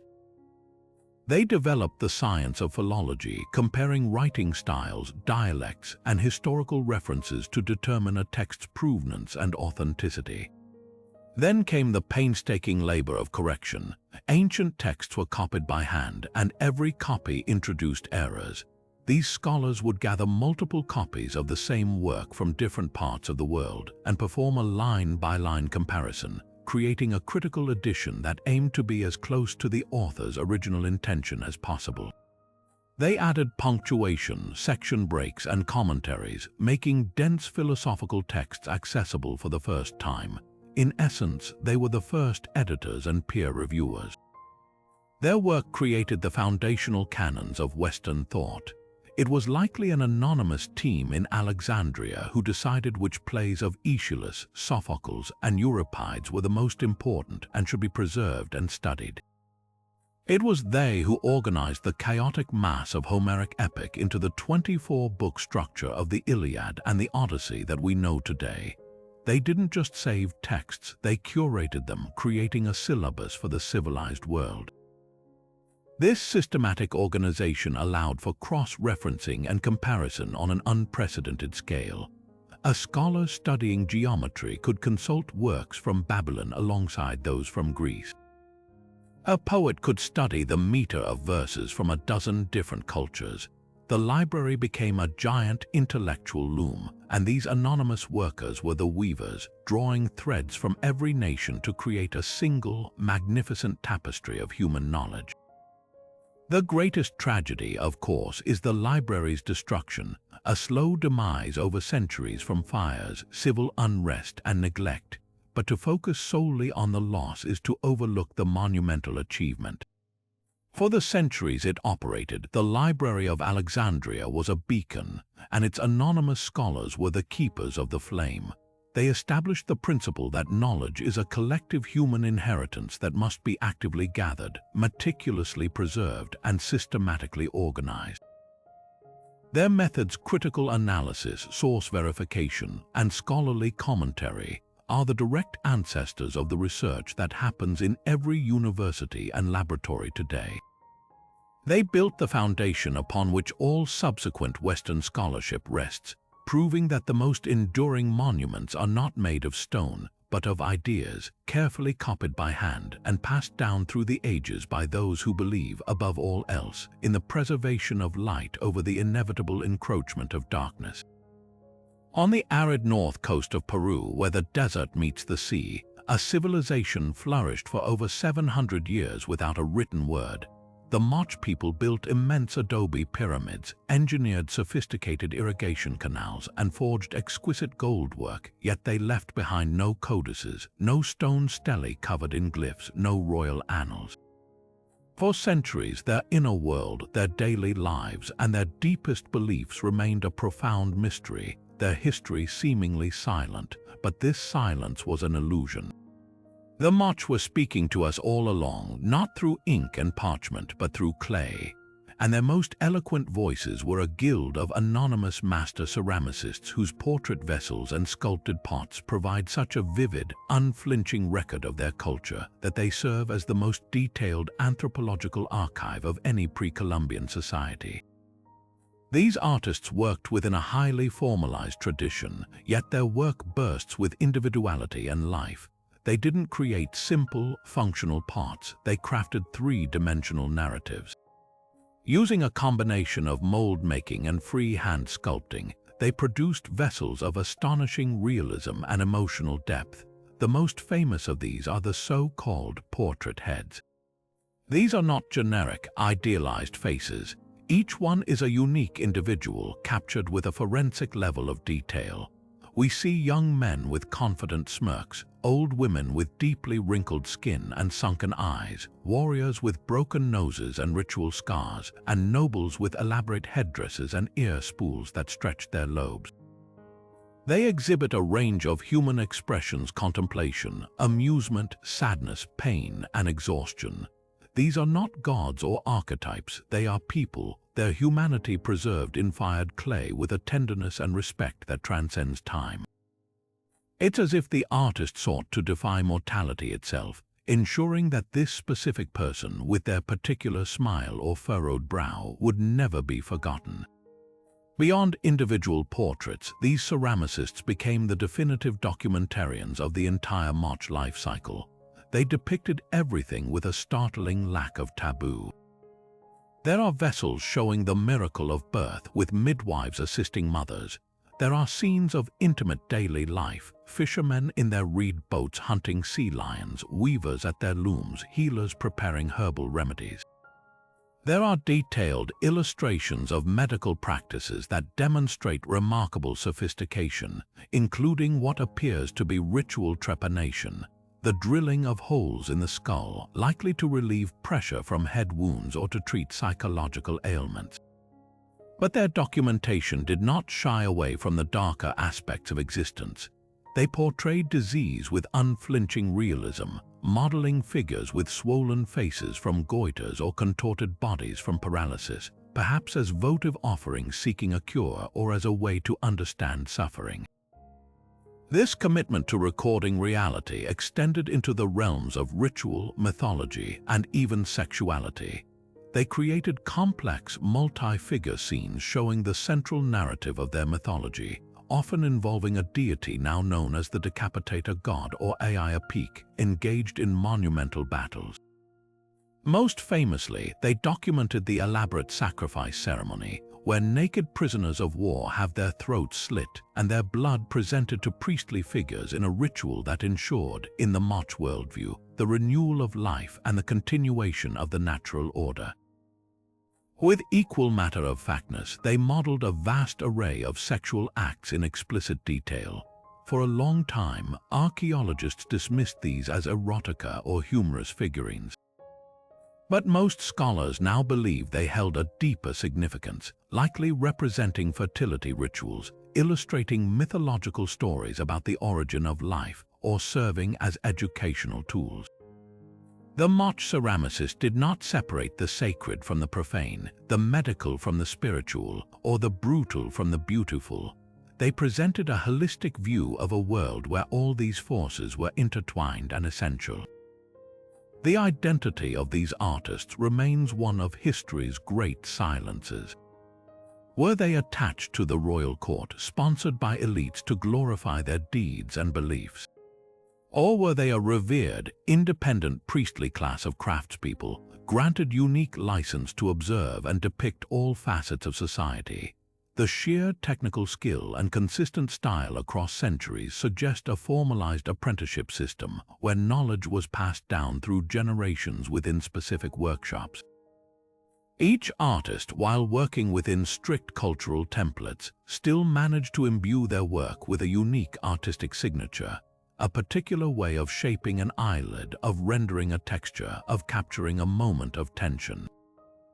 Their legacy is nothing short of monumental. Because they chose clay as their medium, their records survived the Spanish conquest that destroyed so many other native archives.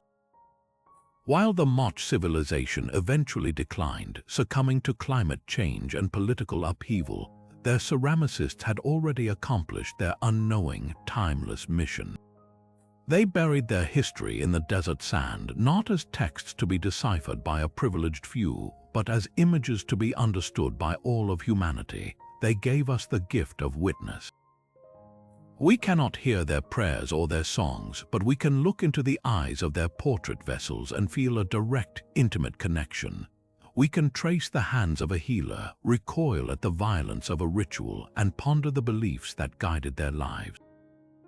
These unnamed artists were the historians, the journalists, and the biographers of their world. They prove that a civilization does not need a written alphabet to have a voice. It only needs someone with the skill, the courage, and the profound insight to press a story into clay and fire it into eternity. Picture a world without writing, a world where every transaction, every promise, every law, and every story exists only in the fragile, fleeting memory of the people who heard it. This was the reality for humanity for nearly all of its existence.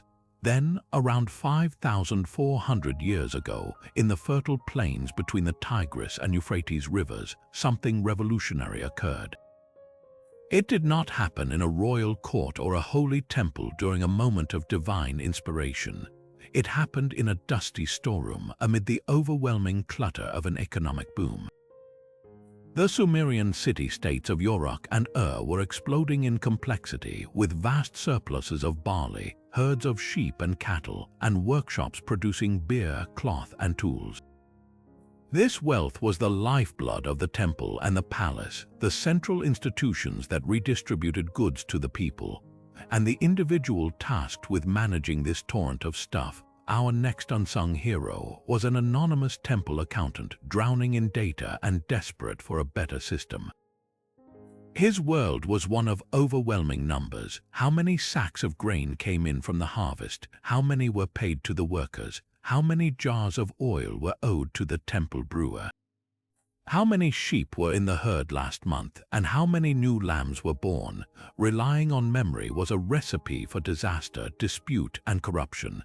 His initial tools were humble, small, geometric clay tokens. Each shape represented a specific commodity: a cone for a small measure of grain, a sphere for a larger one, an egg-shaped token for a jar of oil, a cylinder for a sheep. To record a transaction, he would place the correct tokens inside a hollow clay ball, which we call a bulla.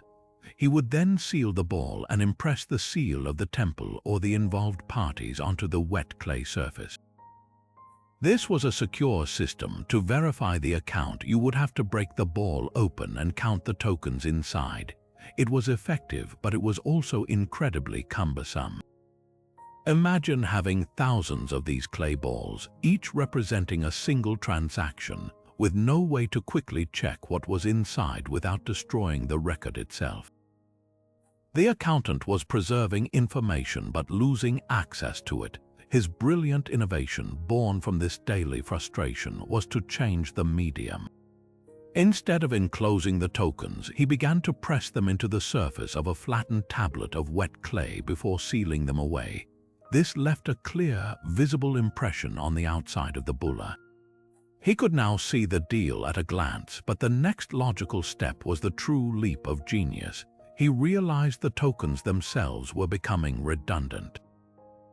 Why bake and store thousands of little clay sheep when you could simply use a stylus, a cut reed, to mimic the impression of the token directly onto the clay tablet? He could scratch the outline of a sheep or a jar, or more efficiently, use the tip of the reed to make the same mark the token would have made. The token for a sheep was a cylinder. Pressing it into clay left a wedge-shaped impression. So he simply used his stylus to make a wedge-shaped mark, and with that simple act of abstraction replacing a physical object with a symbol that represented it, writing was born. The first marks were purely pictographic and purely practical: 1 wedge for 1 sheep, 3 wedges for 3 sheep. This system, now known as cuneiform from the Latin word for wedge, began to evolve at a breathtaking pace, driven by the expanding needs of the administration.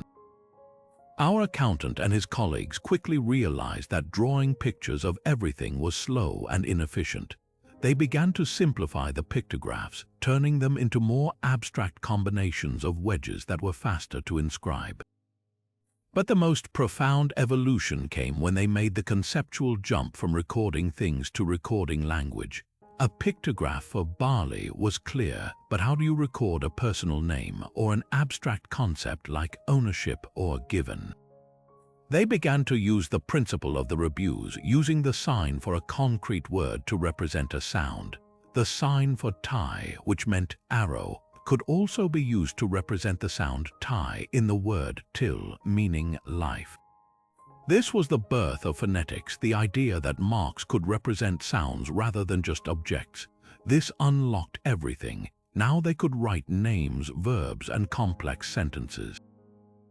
They could record not just quantities of barley, but the full legal statement. From the warehouse, 10 sacks of barley were given to the brewer Namu on the 5th day of the month. The impact of this accounting tool spiraled out far beyond the storeroom. Within a few centuries, this system of wedges was being used to inscribe the first laws, like the Code of Urukagina, creating a standardized public justice system that was no longer subject to the whims of an individual's memory. It was used to write down the first great literary works, like the Epic of Gilgamesh, preserving a story that had been told orally for generations and allowing it to travel across time and space. It enabled the first international diplomacy, with kings of Egypt and Babylon sending letters and treaties to one another on clay tablets. It became the tool for science, with astronomers recording the movements of planets and mathematicians working out complex quadratic equations.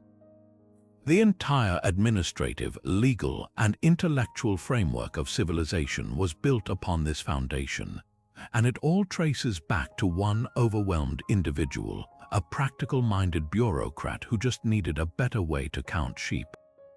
He wasn't trying to create literature or philosophy. He was trying to solve an immediate, mundane problem of inventory management. His invention demonstrates a profound truth about human progress. Some of our most world-altering innovations are not the product of grand, deliberate design, but emerge organically from the daily grind, from the human desire for order, clarity, and a little less mess. He gave us a technology to externalize our thoughts, to freeze our words in clay, and in doing so, he broke the shackles of memory and distance. He gave humanity a permanent voice. Every book, every text message, every line of code, and every law ever written exists because 5 millennia ago, an anonymous accountant in Mesopotamia picked up a reed and decided to make a mark. Yet for all the intellectual and artistic glory that defined classical Athens, the very foundation of its golden age was built not on marble, but on a deep, dark, and deadly secret hidden beneath the earth. While philosophers debated in the sunlit agora and sculptors carved ideal forms, a different kind of Athenian reality was unfolding in the stifling, pitch-black tunnels of the Laurium silver mines. And the man who held the key to unlocking the unimaginable wealth from that rock was not a celebrated statesman or a free-born engineer, but an enslaved mining expert whose genius funded an empire but could not purchase his own freedom. His name is lost, but his legacy is etched into every temple on the Acropolis and every trireme that ruled the Aegean. The challenge at Laurium was not finding silver. The veins were plentiful, but in accessing it. The mines were notoriously wet, and as the shafts were dug deeper in pursuit of the richest ore, they constantly flooded with groundwater. Without a way to remove this water, the mines were useless. Previous attempts relied on bailing water out with buckets, a hopelessly inefficient and back-breakingly slow process that limited mining to shallow depths. The entire Athenian economy, which was betting its future on this silver, was hitting a literal wall of water. The solution required not just brute force, but a leap of hydraulic engineering. And it was our enslaved hero, likely brought to Athens from a conquered region known for its mining expertise, perhaps Thrace or Anatolia, who provided it. His masterstroke was the development of a massive, coordinated drainage system that was a marvel of ancient technology. He designed and oversaw the excavation of deep, graded drainage channels that ran parallel to the mining shafts. These channels acted as collection arteries, funneling water to a central sump, the lowest point in the mine. But his most brilliant innovation was the application of the Archimedes screw, a device often misattributed to the later Greek inventor. While Archimedes would later perfect and describe its principle, it was almost certainly in use in practical applications like mining long before. Our engineer would have deployed banks of these large wooden screws, each encased in a hollow tube and turned by teams of enslaved laborers. As the screw rotated within its casing, it would relentlessly lift water from the sump up to the next level, where it would be dumped into another channel and lifted again by the next screw in a chain, until finally it was discharged out of the mine entirely. This continuous mechanical removal of water was a complete game-changer, allowing miners to chase silver veins hundreds of feet below the water table. His innovations did not stop at drainage. He also revolutionized the extraction process itself. He introduced systematic undercutting and fire-setting techniques to break up the hard rock more efficiently. Miners would light fires against the rock face to heat it, then douse it with cold water or vinegar, causing the stone to fracture and become easier to break with bronze picks. He also designed sophisticated ventilation systems using dual shafts to create a draft that would circulate air and funnel out the deadly fumes from the fires, a critical measure to prevent suffocation in the labyrinthine tunnels. Under his direction, Laurium was transformed from a series of perilous, shallow pits into a deep, organized, and horrifyingly productive industrial complex. The wealth this generated was staggering. The silver from Laurium was minted into Athens' famous owl coins, the standard currency of the Mediterranean.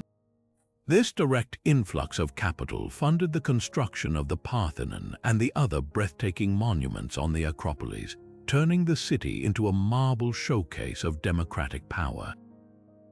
Most crucially, it paid for the Athenian navy. The statesman Themistocles famously convinced the Athenian assembly to use a massive windfall of silver from a new vein to build 100 new triremes, the most advanced warships of the age. This fleet was the decisive factor in defeating the Persian invasion at the Battle of Salamis in 480 B.C., saving Greece and securing Athenian dominance for decades to come. Every ounce of that political, military, and cultural power was quite literally forged from the silver that his genius made accessible. And yet, the cruelest irony is that the man who engineered this prosperity almost certainly never tasted its benefits. He lived and died in bondage, his life spent in the very darkness his mind had conquered. The conditions in the mines were apocalyptic. Thousands of enslaved laborers worked in shifts 24 hours a day, chained together in the narrow, dusty tunnels. The air was thick with silica dust, leading to lethal lung diseases. Cave-ins, flooding, and exhaustion were constant threats. His existence was a stark paradox, using his intellect to solve complex problems of engineering and logistics, all while being treated as a disposable piece of equipment. He was the ultimate embodiment of the Athenian contradiction, a society that preached freedom and democracy while being utterly dependent on the brutal subjugation of countless unnamed individuals. His story forces us to re-examine where we attribute the glory of history. We remember Pericles, the politician who spent the silver, and Phidias, the sculptor who adorned the buildings it paid for. But we forget the enslaved mind who pulled the silver from the ground, making it all possible. He represents the countless oppressed experts throughout history whose forced labor and stolen ingenuity built the foundations of civilizations that would never acknowledge them. The Parthenon stands not only as a symbol of human achievement, but also as a monument to a profound and painful debt, a debt owed to the anonymous hero in the darkness, whose genius lit the golden age of Athens, even as he remained forever chained in its deepest shadow. In the year 132, the Han Dynasty court in China was rocked by a different kind of tremor, not of the earth but of skepticism. The brilliant polymath Zhang Heng, court astronomer and chief minister, had presented a most peculiar invention to Emperor Shun. A large, ornate bronze vessel he claimed could detect earthquakes from hundreds of miles away. To the other court officials, it seemed like a fanciful magic trick, an expensive toy. But Zhang Heng knew his device was no mere curiosity, and his confidence did not stem from his own genius alone, but from the quiet, unheralded expertise of the team of master craftsmen who had translated his visionary idea into a working, mechanical reality. These anonymous engineers were the true hands behind the world's first seismoscope, and their creation was a miracle of ancient precision engineering. Zhang Heng provided the revolutionary concept, but he could not single-handedly cast the bronze, carve the intricate mechanisms, or calibrate the delicate balance required. For that, he relied on a workshop of unparalleled skill. These were likely artisans from the imperial workshops, men who had spent their lives perfecting the arts of lost wax casting for ceremonial vessels, crafting elaborate mechanical toys for the nobility, and working with precision instruments for astronomers. Their knowledge was not written in scholarly texts, it was stored in their muscle memory and their intuitive understanding of materials. Zhang Heng's design demanded they push that knowledge to its absolute limit. The device they built was both beautiful and bewilderingly complex. The outer form was a magnificent bronze urn, adorned with 8 dragons snaking down its sides, each facing one of the principal directions of the compass. Each dragon clutched a bronze ball in its mouth. Below, seated at the base of the urn, were 8 corresponding bronze toads, their mouths open wide to catch any falling ball. This striking exterior, however, was merely the housing for a mechanical heart of breathtaking ingenuity. Inside the sealed vessel, the craftsman had painstakingly installed a single, heavy inverted pendulum, a suspended mass that could swing freely in any direction. Arranged around this central pendulum was a sophisticated system of levers, channels, and triggers, all precisely engineered and likely sealed from view to protect the secret of its operation. The moment of truth arrived in 138 A.D. A dragon on the western face of the vessel suddenly clattered to life, jerking open its jaw and releasing its bronze ball into the waiting mouth of the toad below. The signal was unmistakable. An earthquake had occurred to the west of the capital city of Luoyang, yet in the city itself no one had felt a thing. The courtiers were skeptical, some even whispering about trickery or a malfunction. But Zhang Heng, trusting the work of his engineers, insisted a quake had struck somewhere to the west. Several days later, a messenger, dusty and exhausted, arrived from Longxi Commandery, a region hundreds of miles to the west. He reported a devastating earthquake had indeed occurred on the very day, and at the very hour the dragon had dropped its ball. The court was stunned. The device was not just a detector, it was a directional compass for disaster. The technological principles these artisans mastered were centuries ahead of their time. The central pendulum acted as a sensor for seismic waves. The initial, weaker wavefront from a distant quake, known as the P wave, would arrive first and jolt the pendulum, causing it to swing in the direction of the quake's origin. This movement would activate a specific set of internal levers connected to the dragon facing that direction. The mechanism was designed with just the right amount of resistance and leverage so that only a significant shock would trigger it, preventing false alarms from nearby tremors or vibrations. It was an exercise in incredibly fine-tuned inertia and leverage, all achieved without springs, gears, or any of the components we associate with modern mechanics. Their understanding of physics was purely practical, born from a lifetime of making things work. The true measure of their achievement is found not in its immediate success, but in the enduring mystery it left behind. The exact internal mechanism remains lost to history. The sealed vessel and the secretive nature of imperial workshops meant the knowledge likely died with the craftsmen who built it.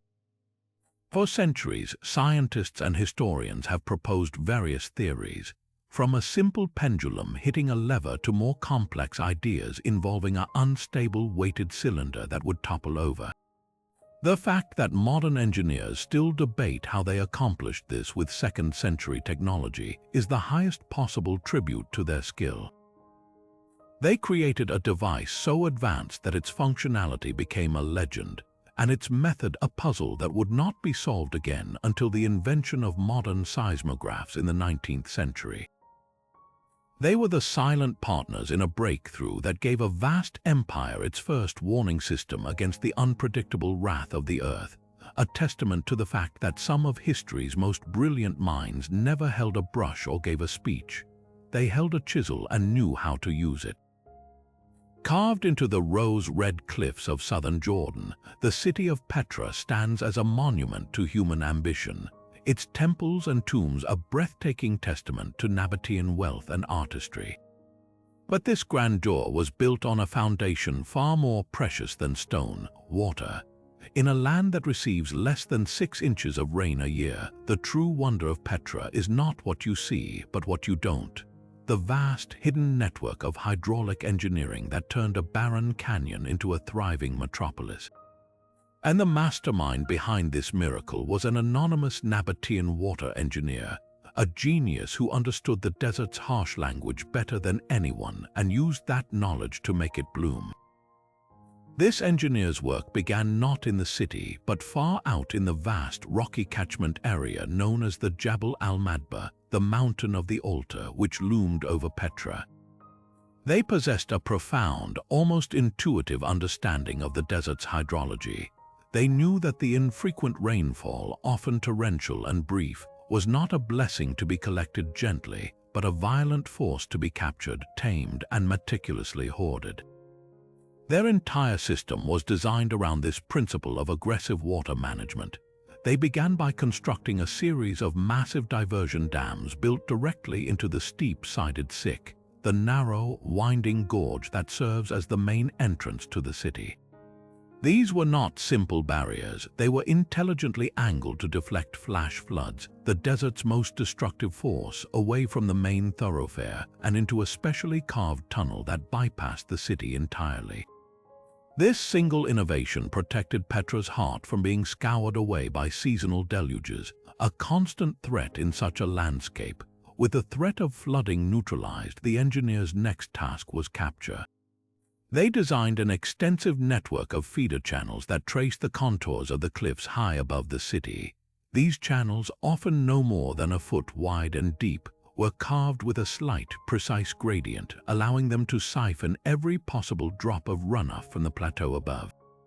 The brilliance lay in their placement and their lining. The channels were carved directly into the rock face or lined with impermeable ceramic tiles and cement to prevent precious water from seeping back into the parched earth. They snaked for miles, a delicate, gravity-fed web gathering water from an area 75 square miles wide and funneling it relentlessly toward the urban center. This system was so efficient that it could channel water from a rainfall that happened many miles away, water that would have otherwise vanished into the sand directly into the city's reservoirs. The journey of a single drop of water was a carefully orchestrated masterpiece. After traveling miles through these mountain channels, the water would arrive at the city's edge, where it was filtered through a series of settling tanks. These tanks, carved from solid rock, allowed silt and debris to sink to the bottom, ensuring only clean water entered the distribution system. From there, the water flowed into a vast array of underground cisterns, Petra's secret weapon. The Nabateans carved over 200 of these massive storage chambers directly into the bedrock, some large enough to hold thousands of gallons. They were plastered to be watertight and often covered to prevent evaporation and contamination. These cisterns were the city's bank account, storing enough water to sustain a population of 20,000 people, plus their livestock and the countless caravan travelers through the long, rainless summer months. Inside the city itself, the engineer's touch was felt in every home and public space. An intricate system of ceramic pipes, channels, and aqueducts distributed the water with remarkable sophistication. Pressurized pipes ran beneath the streets, delivering water to public fountains, luxurious royal baths, and even private homes. The Nabateans enjoyed a level of urban water access that would not be seen again in the region for millennia. This abundance did more than just quench thirst. It enabled the city's famous gardens and agriculture, creating pockets of lush greenery in the desert and providing fresh food to supplement trade goods. It also had a profound religious significance, with sacred pools and ritual purification fountains fed by this constant, life-giving flow. The legacy of this unknown engineer is one of profound sustainability. Their system was not about exploiting the environment, but about working in perfect harmony with it. They did not fight the desert's nature, they listened to it and adapted their technology to its rhythms. Their work allowed Petra to become the fabulously wealthy capital of the Nabatean kingdom, a crucial hub on the incense trade route where merchants could find respite and refreshment. When the Roman Empire eventually absorbed the kingdom, they were so impressed by this hydraulic system that they largely left it intact, adding only their characteristic arched aqueducts to the existing superior Nabatean design. The true monument to this engineer's genius is not a single tomb or temple, but the enduring lesson they left behind. That civilization, even in the most unforgiving places, is not defined by the resources available, but by the ingenuity with which we manage them. They looked at a landscape of scarcity and saw a world of hidden abundance, proving that the most vital element for survival is not water itself, but the intelligence to harness it. While the monumental achievements of empires were being carved in stone and silver, a quieter, more intimate revolution was unfolding on the sun-drenched island of Lesbos. In the late 7th century before the Common Era, within the cultured courts of the aristocracy, a different kind of power was being cultivated, not through force but through language, music, and the raw honesty of human emotion. The name Sappho has echoed through the ages, a symbol of lyric genius, but she did not work in a vacuum. She was the most brilliant star in a constellation of female poets and thinkers, a community of women who gathered around her to study, compose, and perform. This circle, though their names are almost entirely lost to us, developed a lyrical tradition so distinctive and powerful that it challenged the very masculine foundations of Greek literature and gave us the most profound, if fragmented, window into the inner lives of women in the ancient world. Imagine the scene, a thyasos, a sacred community or educational fellowship, where young women from wealthy families across Greece were sent to be prepared for their roles in society. Under Sappho's guidance, they were not simply learning domestic skills, they were being immersed in an intense artistic curriculum. They studied music, learning to pluck the strings of the lyre. They mastered the complex rhythms and meters of poetry, and they practiced the art of vocal performance for public festivals and private rituals. This was a finishing school of the highest order, but its goal was not to produce obedient wives. It was to cultivate refined artists, sensitive observers, and eloquent voices. Within this collaborative environment, poetry was a living, breathing act. A young woman might compose a piece for a friend's wedding, a hymn to the goddess Aphrodite for a religious ceremony, or a deeply personal verse about longing or loss to be shared within the trusted circle. Their subject matter was a radical departure from the epic tales of male heroes and gods that dominated Greek culture. Their work turned inward, exploring the intricate landscape of female experience with a candor that remains startling even today.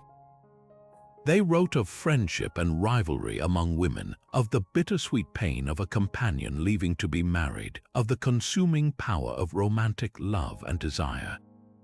Sappho's most famous fragment describes the physical manifestation of longing: a tongue that breaks, a sudden fire racing under the skin, ears ringing, and a trembling that overtakes the whole body.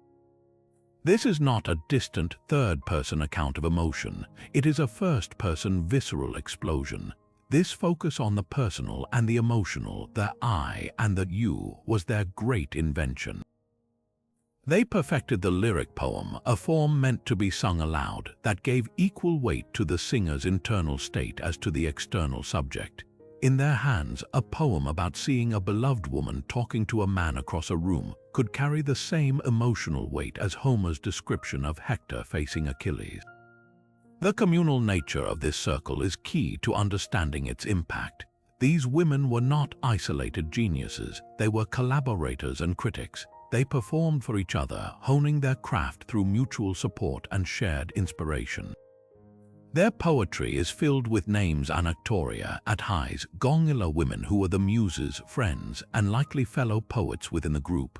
This created a self-referential world, a rich tapestry of relationships that provided the primary material for their art. They created a shared language of symbols: the hyacinth, the apple, the moon, that carried specific, resonant meanings within their circle. This was literature born from intimacy, and it required an audience that understood its codes. In doing so, they were not just writing poems, they were building a cultural space for women by women, a rare sanctuary in the ancient world where female subjectivity was not just acknowledged but celebrated as the highest form of art. Tragically, the vast expanse of their work has been almost completely erased by time. Of the reputed 9 volumes of poetry Sappho alone produced, only about 200 fragments remain, many just a single line or a handful of words, recovered from crumbling papyrus in Egyptian trash heaps or quoted sometimes disapprovingly by later authors. The loss of her circle's work is even more total. This destruction was not accidental. As the classical world became increasingly patriarchal and Athenian values, which idealized the secluded, silent woman, took hold, the very idea of a powerful, educated female voice expressing female desire became threatening. Church fathers in the later Roman era actively condemned and ordered the burning of Sappho's books, seeing their passion as a danger to moral order. The fragments we have survived by sheer luck, and they tease us with the grandeur of what we have lost. Yet their influence stubbornly permeated Greek and Roman literature. The great male lyric poets like Alcæus, who was her contemporary on Lesbos, clearly knew and responded to her work. Plato, a century and a half later, called her the 10th Muse. Roman poets like Catullus and Ovid were utterly captivated, imitating her meters and translating her passionate intensity into Latin love poetry. The very concept of writing about the anguish and ecstasy of romantic love, which became a central theme of Western literature, finds its first and most powerful voice in Sappho and her circle. They established that the personal is universal, that the feelings of an individual woman on a small island could speak across centuries. These fragments are therefore more than just poetry, they are precious historical documents. In a world where history was written by men about men, these lines give us a direct, unmediated glimpse into a woman's world. We hear about their clothing, the violet tiaras and perfumed robes, their rituals, their jealousies, and their deep bonds. We learn that their lives were not monolithic but filled with intellectual passion, artistic ambition, and complex emotional relationships. The women of Sappho's circle teach us that antiquity was not a silent era for women. It was an era where their voices were systematically silenced by later generations. Their fragmented verses are the echoes of that silence, a defiant whisper that has refused to be completely extinguished, reminding us that half of the ancient world's story has been missing, and that the most powerful truths are often found not in the shouts of victory from the battlefield, but in the whispered conversations between women in a garden on Lesbos. While the poets of Lesbos gave voice to the inner world of emotion, another kind of language was being imposed upon the very earth itself, a language of straight lines and right angles that spoke of order, control, and dominion. As the Roman legions conquered new territories from the misty highlands of Britain to the sun-baked deserts of Syria, they did not just leave behind forts and roads, they left behind a new way of seeing and organizing the land. And the individual wielding the instruments of this transformation was the anonymous Roman surveyor, the agrimensor, a figure of quiet, methodical genius whose work literally laid down the lines upon which the empire was built. His tools were deceptively simple, yet with them he could tame a wilderness. His most vital instrument was the groma, a clever device consisting of a vertical staff with a crossarm, from which plumb bobs were suspended to create perfect right angles. With this, he could cite straight lines and mark out perfect grids across any terrain, from rolling farmland to dense forest. He also used the dioptra, a precursor to the theodolite for measuring angles, and simple calibrated rods and chains for distance. But his true tool was his mind, and his philosophy was based on a single, revolutionary concept, centuriation. This was the process of dividing conquered territory into a vast, precise grid of squares, each measuring 20 actus by 20 actus, about 710 meters on a side, an area that became known as a centuria.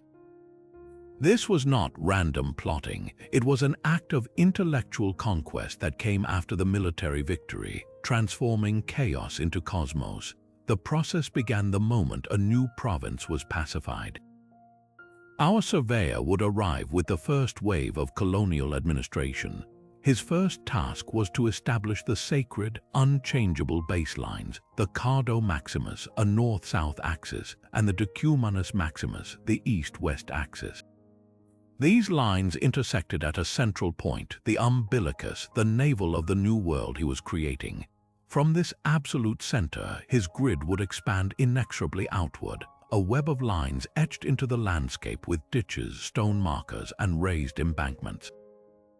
Each square centuria in this grid was then allocated to veteran soldiers, to colonists from Italy, or to local elites who had supported Rome. This system was breathtakingly efficient. It solved the immediate problem of rewarding veterans and consolidating control by putting a loyal, land-owning population on the ground, but it did so much more.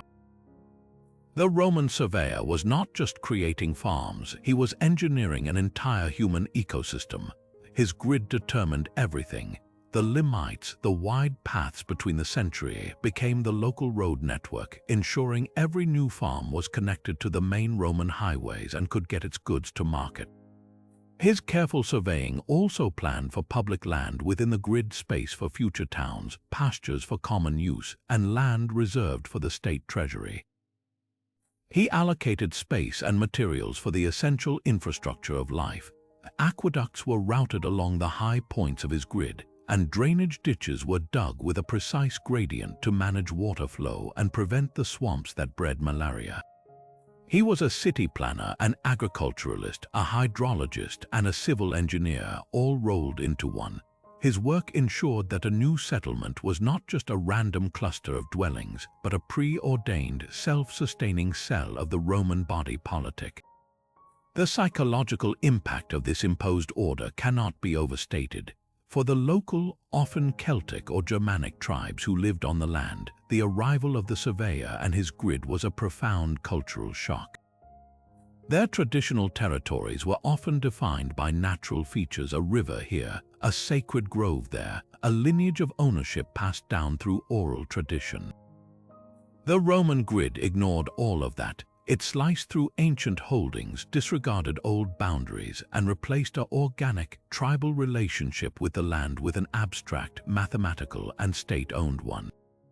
The straight line of the limes was the ultimate symbol of Roman authority, a declaration that human reason and imperial will could now override the whims of nature and the traditions of the past.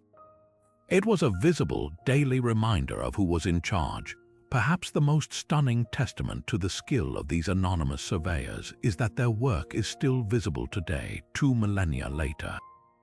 From the air over the Po Valley in Italy or the region of Narbonensis in southern France, the ghost of the Roman grid remains etched into the modern landscape. Country roads still follow the exact paths of the ancient limites.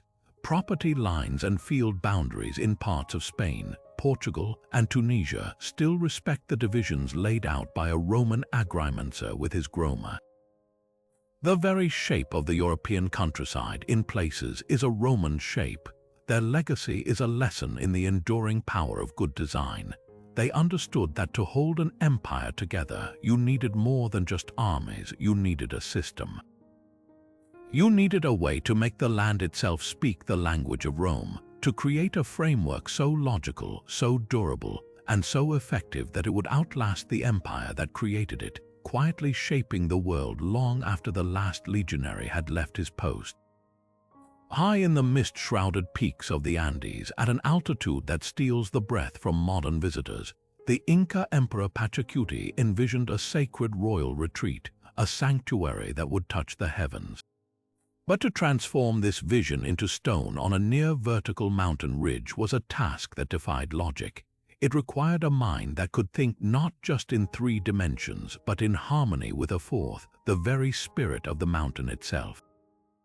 This was the monumental challenge faced by our next unsung hero, the anonymous Andean master architect who designed Machu Picchu, a genius who didn't fight the land, but convinced it to collaborate in the creation of one of the world's most awe-inspiring citadels.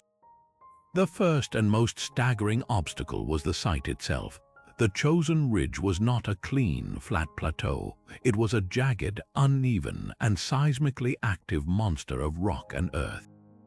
A conventional architect might have begun by leveling the entire peak, an unimaginable task with Bronze Age tools, but the Inca master did something far more brilliant. They began a profound conversation with the mountain, employing a technique called morphological integration. Instead of flattening the ridge, they designed the city to flow with its natural contours. The central plazas were terraced to follow the curve of the slope. Buildings were fitted around existing rock outcroppings, some of which were incorporated directly into the walls as sacred features or foundational anchors.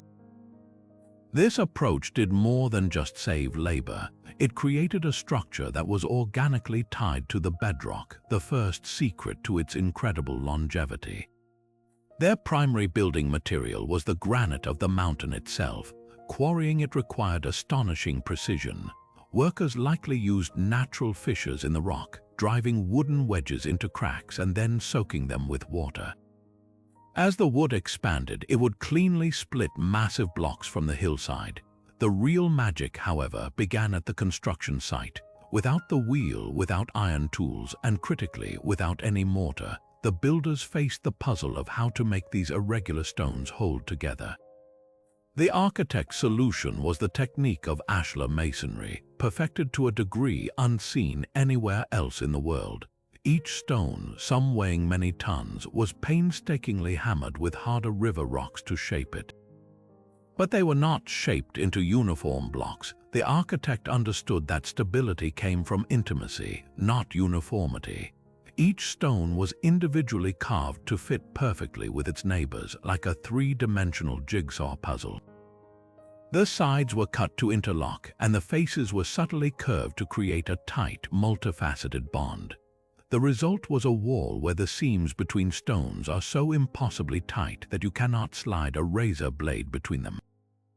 This meticulous locking system is the citadel's first line of defense against its greatest enemy, earthquakes. Peru is one of the most seismically active regions on Earth, and the architect designed Machu Picchu not just to survive earthquakes but to dance with them. This is where their engineering transcends mere construction and enters the realm of pure brilliance. The walls are not rigid. Instead of being fixed with mortar, which is brittle and would shatter under movement, the perfectly fitted stones are free to move slightly. During a tremor, the entire structure shimmers. The stones bump and grind against each other, dissipating the seismic energy throughout the wall. Then, as the shaking stops, gravity simply settles them back into their original, perfectly interlocked positions. This principle of dynamic repose is a concept modern engineers strive to achieve with complex systems of rollers and dampers. The Inca architect engineered it into existence using nothing but stone and geometry. Look at any photograph of the ruins, and you will see that while the Spanish colonial buildings constructed on top of Inca foundations in Cusco have crumbled repeatedly, the original Inca walls at Machu Picchu stand perfectly true, having calmly weathered half a millennium of tremors. The architect's vision extended far beyond mere physical resilience. Machu Picchu is a masterpiece of celestial alignment and sacred geography. The entire layout is a complex astronomical instrument. The Intihuatana stone, the so-called hitching post of the sun, is a precisely carved granite pillar that functioned as an astronomical clock. On the equinoxes, the sun strikes it in such a way that it casts no shadow at all, a demonstration of incredible solar knowledge. Key temples and buildings are aligned with the rising and setting of the sun during the solstices, and windows are perfectly framed to track the movements of important stars and constellations. This was not a random collection of buildings. It was a carefully choreographed landscape designed to connect the emperor and the priestly class directly to the cycles of the cosmos, affirming the Incas' divine right to rule by demonstrating their command of time and space itself. The sophistication of their urban planning is equally remarkable. The city is neatly divided into distinct agricultural and urban sectors, connected by a masterful network of stone stairways and water channels. The architect designed over 600 terraces not only to create flat spaces for building and farming, but as a massive hydrological and geological stabilization system. The terraces are layered with gravel for drainage, sand for filtration, and topsoil for growth, preventing the entire mountainside from sliding away during heavy rains. A sophisticated canal system brought fresh water from a natural spring on the mountainside to a series of 16 ceremonial fountains, providing for the practical needs of the residents while also creating a spiritual journey of flowing water through the heart of the city. The true legacy of this anonymous architect is the seamless unity of all these elements. At Machu Picchu, you cannot separate the engineering from the astronomy, the urban planning from the religion, or the architecture from the environment. It all functions as a single, cohesive whole. They demonstrated that the most advanced design is not that which imposes itself upon nature, but that which emerges from a deep and respectful dialogue with it. They left behind no name, no inscription, no likeness. Their signature is the city itself, a perfect fusion of human intellect and Andean stone, whispering across the centuries that true genius lies not in domination but in harmony. Amid the vast, arid plateaus of the Persian Empire, where the sun beat down upon dusty earth and water was more precious than gold, our next unsung hero cultivated a revolutionary idea that a garden could be a map of heaven itself. This anonymous landscape architect, likely working in the service of an Achaemenid king or a Median noble, looked at the harsh environment and envisioned not a struggle but a perfect, ordered refuge. They are the genius behind the Chahar Bog, the formal Persian paradise garden, a creation so profoundly influential that its name Peri Giza in Old Persian, meaning walled enclosure, entered languages across the world as the very word for heaven on earth. Their foundational design was a masterpiece of sacred geometry known as the quadripartite layout. The garden was conceived as a perfect square or rectangle, divided into 4 equal quarters by 2 precise, intersecting waterways.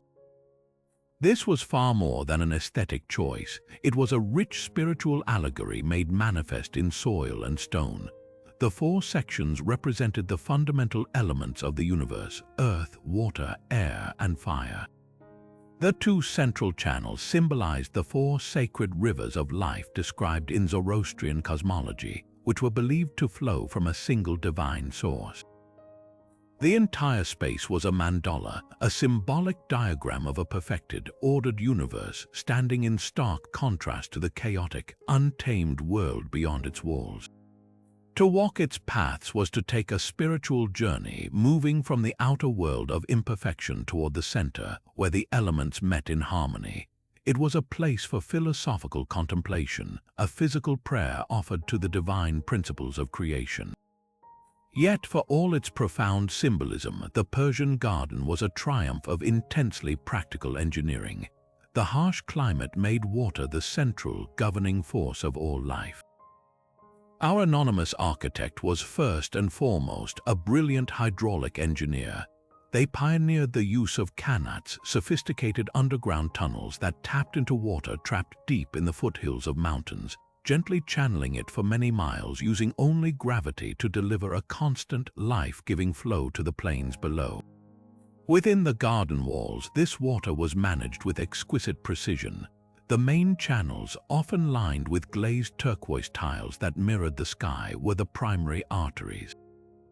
From them, smaller channels fed each of the 4 quadrants, and from those, even narrower rills, sometimes just grooves in a stone pathway, carried water to the foot of every single tree and plant. This was a closed, recirculating system of breathtaking efficiency, a testament to a deep understanding of gravity, slope, and conservation. The garden was not just a symbol of paradise, it was a working laboratory for sustainable agriculture in an unforgiving land. This combination of the spiritual and the practical defined the garden's contents. The 4 quadrants were not left as abstract symbols, they were planted with meticulous intention. The choice of flora was a careful balance of sacred meaning and royal utility. Majestic, shade-giving cypress trees represented eternity and resilience. Fruit trees, pomegranates, quinces, apricots, and citrus provided not only beautiful, fragrant blossoms but also food for the royal table. Roses and violets were cultivated for their beauty and for their petals, which were used to make precious perfumes and rose water. The gardens were living repositories of botanical knowledge, places where new species gathered from the empire's far reaches could be studied, crossbred, and acclimatized. A plant from India or Egypt could be tested here, its needs for water and sun understood before being introduced to other regions.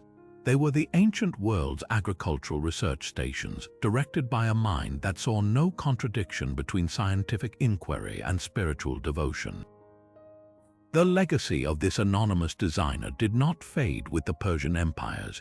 It was adopted and spread with astonishing fervor following the rise of Islam.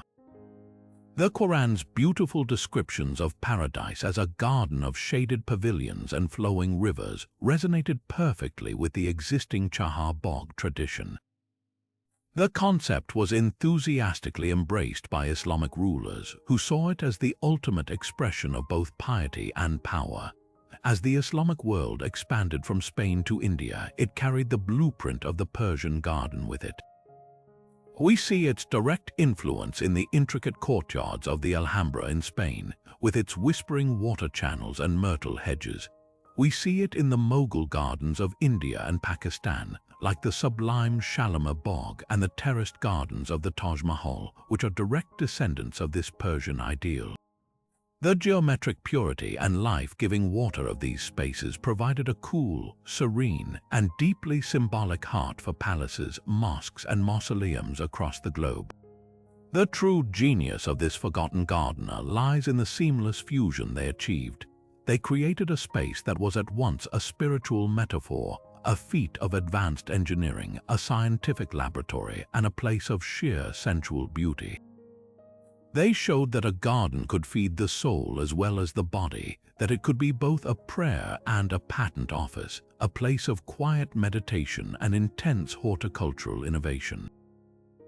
They offered a powerful, enduring vision of how humanity might live within nature, not by conquering it, but by ordering it with respect, wisdom, and a profound sense of the sacred. Every time we walk through a formal garden with intersecting paths, every time we hear the soothing sound of water in a courtyard, we are experiencing the echo of their vision, a vision of paradise not as a distant dream, but as a place that could be designed, built, and cultivated here on Earth. Far to the south of Egypt, in the heart of the African continent, a technological revolution was unfolding entirely on its own terms, free from the influence of Mediterranean or Near Eastern empires.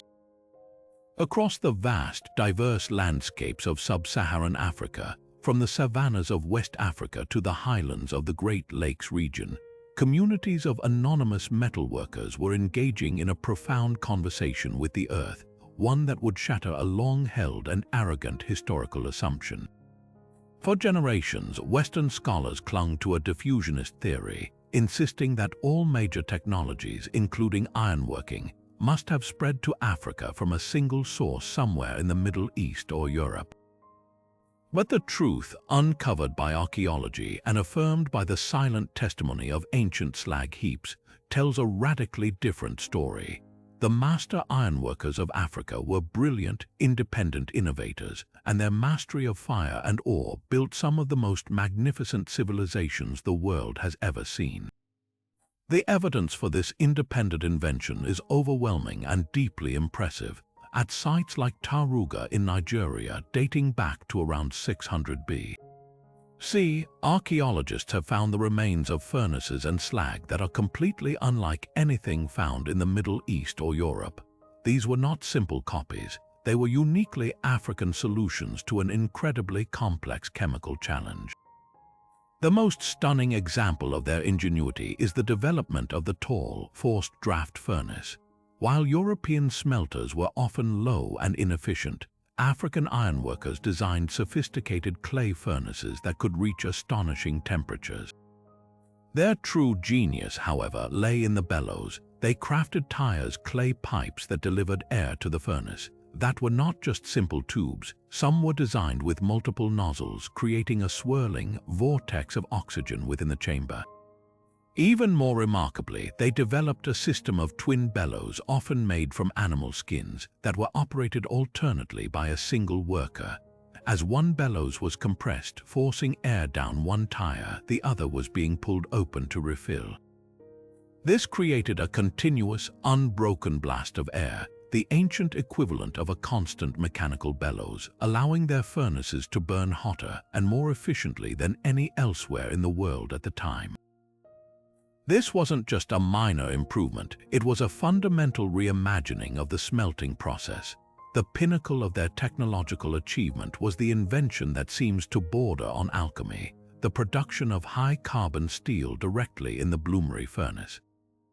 In most of the world, the initial product of smelting was a lump of relatively soft, slag-filled wrought iron. This bloom then had to be laboriously reheated and hammered, with carbon introduced through a long process of carburization to eventually create steel. African smelters, particularly those of the Haya people in modern-day Tanzania, achieved something miraculous. Through a supremely controlled process using the right ore, the exact right temperature achieved by their superior furnaces, and the perfect duration, they could produce a bloom that was already steel. This was a one-step process to a superior metal, a feat of empirical chemistry that would not be matched in Europe for centuries. The skill required to consistently achieve this result speaks to a depth of knowledge passed down through generations of apprentices, a sacred science guarded by guilds of smiths who understood the precise rituals of heat, air, and earth. This technological prowess did not exist in a vacuum. It was the literal foundation for the rise of monumental civilizations. In West Africa, the wealth and power of the Ghana Empire, which flourished around the 9th century, was built on two pillars, gold and iron.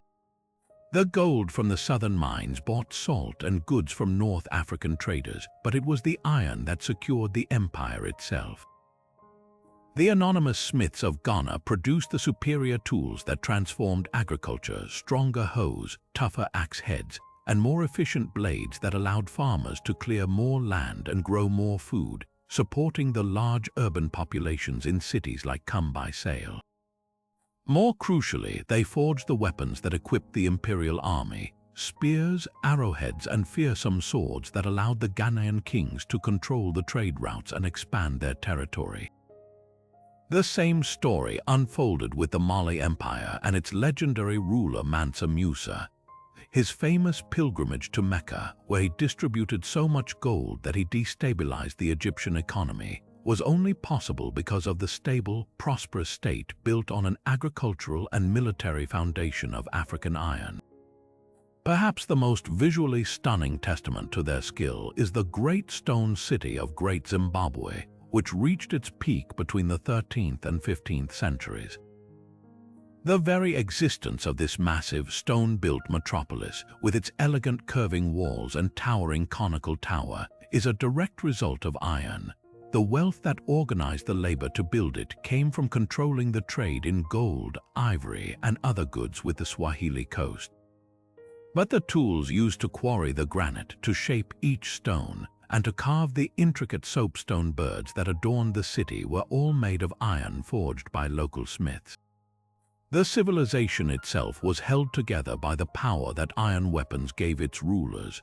The smiths were not just craftsmen, they were enablers of empire, their forges acting as the engines of political and economic complexity. The social status of these ironworkers adds another layer of fascinating complexity to their story. In many African societies, they were not mere laborers but figures shrouded in respect, awe, and sometimes fear. Their ability to transform rock into gleaming, powerful metal was seen as a form of magic, a spiritual power that set them apart. They were often associated with gods and ancestors, and their work was surrounded by taboos and rituals to ensure a successful smelt. In some cultures, they lived in separate villages or were considered a distinct caste. This elevated, albeit isolated, status reflects a deep understanding of their importance. They were the keepers of the community's most vital technological secret, and their craft was viewed not as a simple trade, but as a sacred, transformative art that bridged the human and spirit worlds. The legacy of these unnamed African masters is a powerful corrective to outdated historical narratives. They were not passive recipients of technology from elsewhere. They were brilliant, original pioneers whose fires lit the path to kingdoms that rivaled any in the medieval world.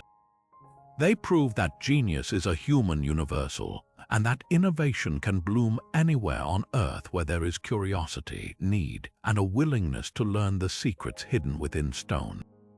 Picture a single thread, finer than a human hair yet stronger than steel, emerging from the secret workings of a Chinese silkworm. Now imagine that thread woven into a fabric so lustrous it shimmered like moonlight, so coveted it became worth its weight in gold. This was silk, China's most fiercely guarded state secret for millennia, but a secret, no matter how well protected, has a way of escaping. And the individual who made that escape possible was not a king or a general, but an anonymous Chinese merchant whose name is lost to the desert sands. A figure of unimaginable courage and ambition who took that first, terrifying step beyond the Jade Gate and into the howling emptiness of the Taklamakan Desert, initiating the exchange that would weave the entire ancient world together. His journey began not in a palace, but in the bustling, pragmatic world of the Chinese frontier town, likely near the Great Wall.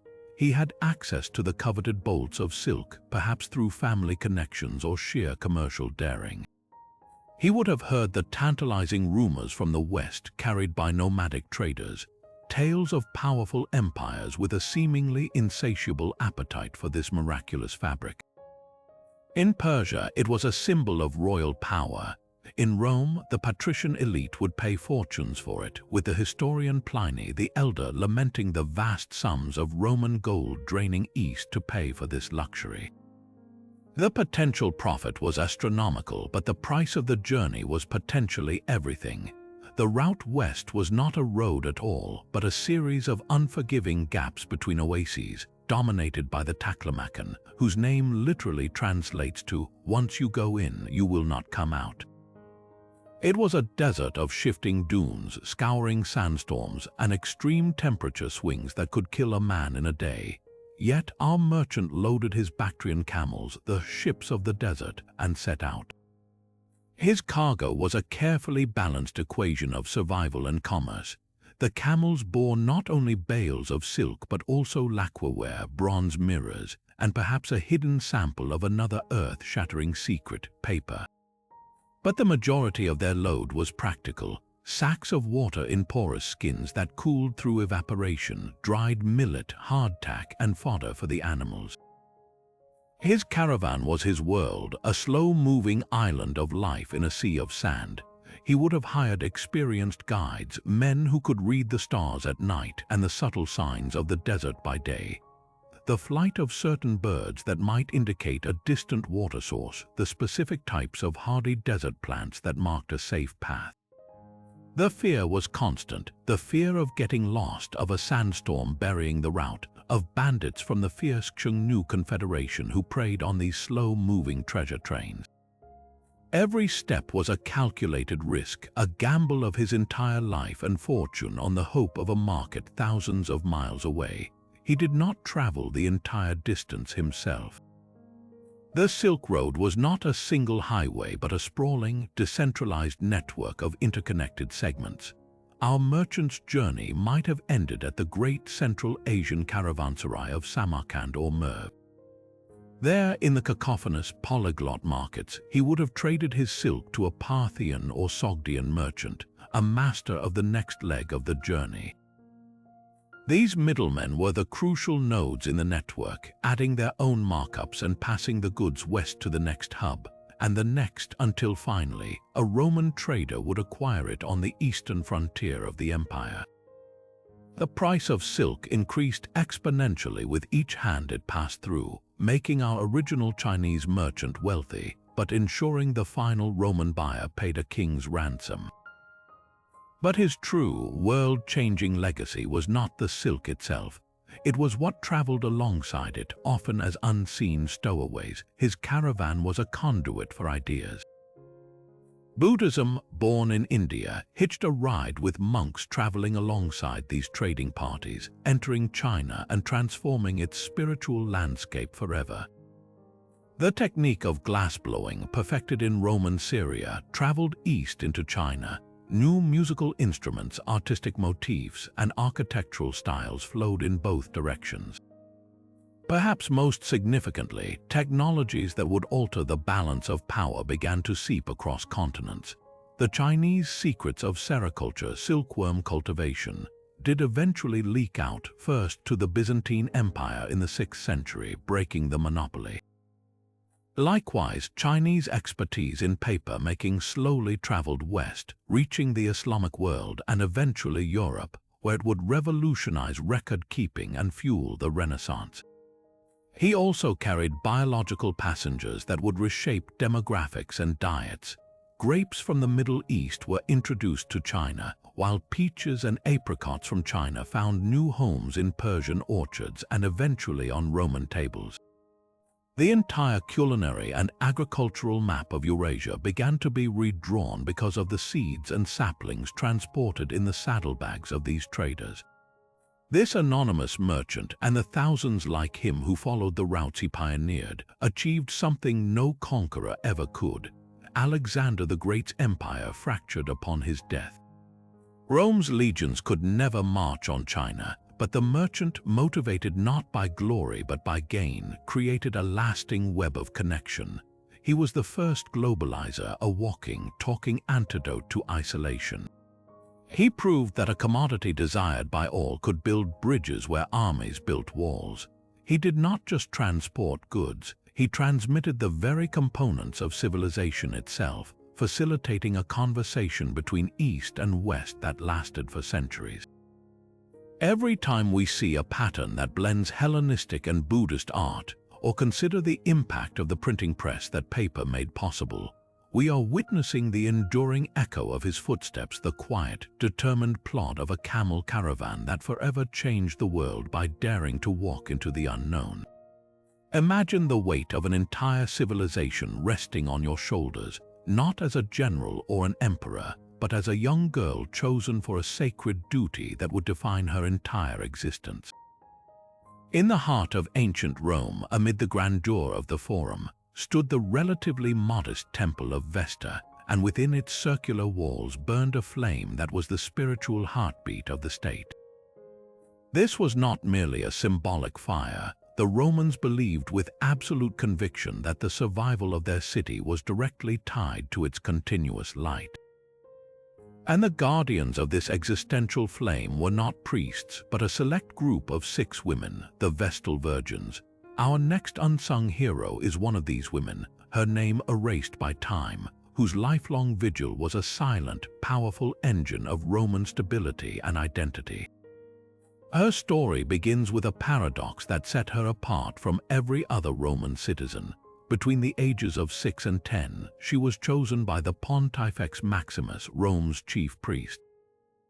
She was taken from her patrician family in a ceremony that was less a celebration and more a ritual kidnapping, severed from her paternal authority and freed from the obligation to marry. In a society where a woman's entire life was defined by her relationship to a man, first her father, then her husband, the Vestal Virgin occupied a unique and breathtaking legal status. She was sui iuris, of her own law. She could own property, make a will, and testify in court without a male guardian, rights granted to no other Roman woman. She was, in the eyes of the law, a man. Her person was inviolable. To harm her was a capital offense. A consul, the highest political official in Rome, was required to clear the street and make way for her if they crossed paths. This extraordinary freedom, however, came at an unimaginable price, a 30-year vow of absolute chastity. Her daily life was a study in meticulous sacred routine. The sacred fire, believed to have been brought from the legendary Troy by Aeneas himself, could never be allowed to die out. Her primary duty, shared with her 5 sisters, was its perpetual maintenance.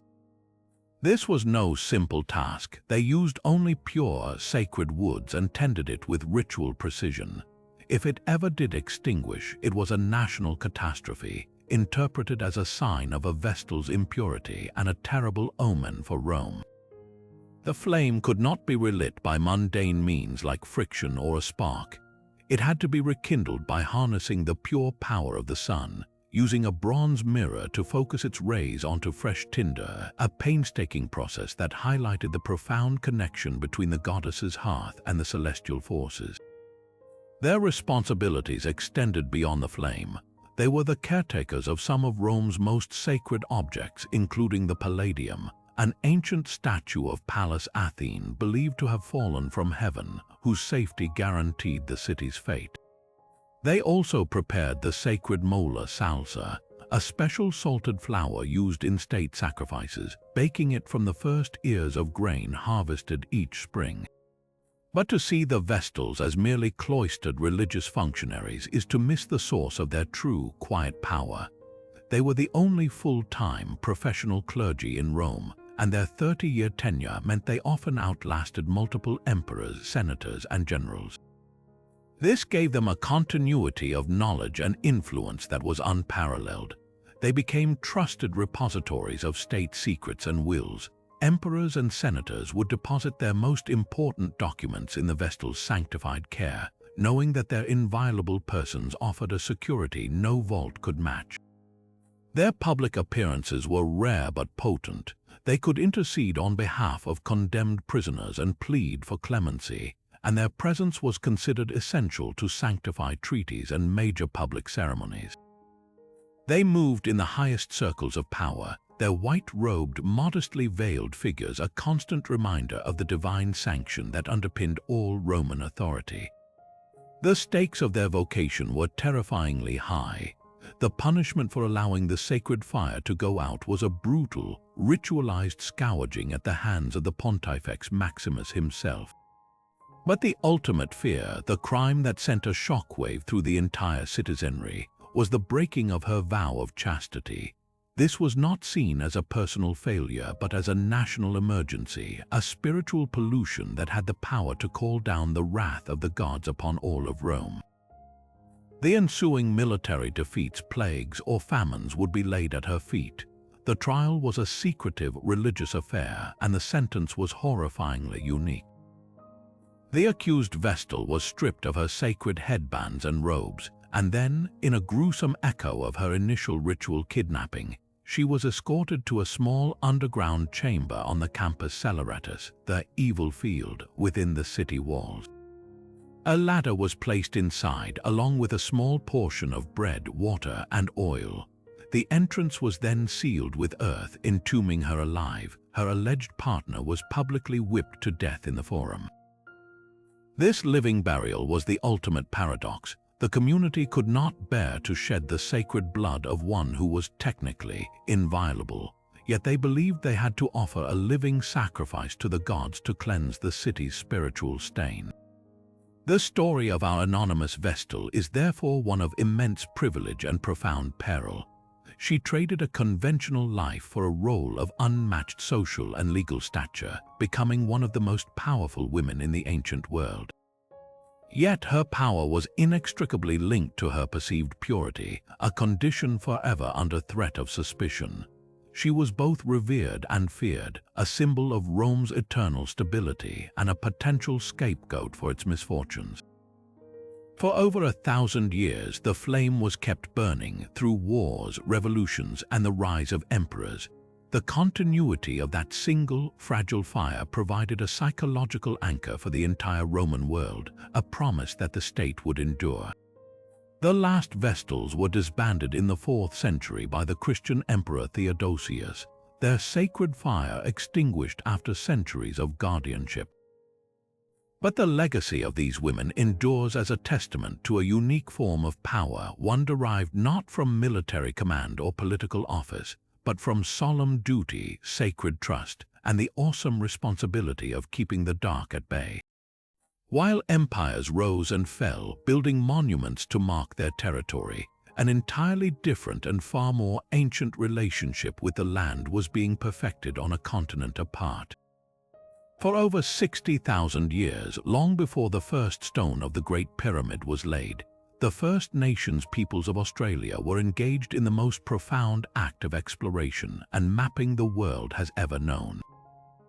Our final unsung hero is not a single person, but a collective legacy, the anonymous Aboriginal navigators and songline keepers, whose intellectual mastery of the Australian continent created and sustained the oldest continuous culture on Earth, all without a single written map or compass. Their understanding of the land was not one of ownership, but of intimate, sacred kinship. They did not see a barren wilderness to be conquered, but a living text to be read, a web of stories and relationships that connected every hill, river, rock, and waterhole.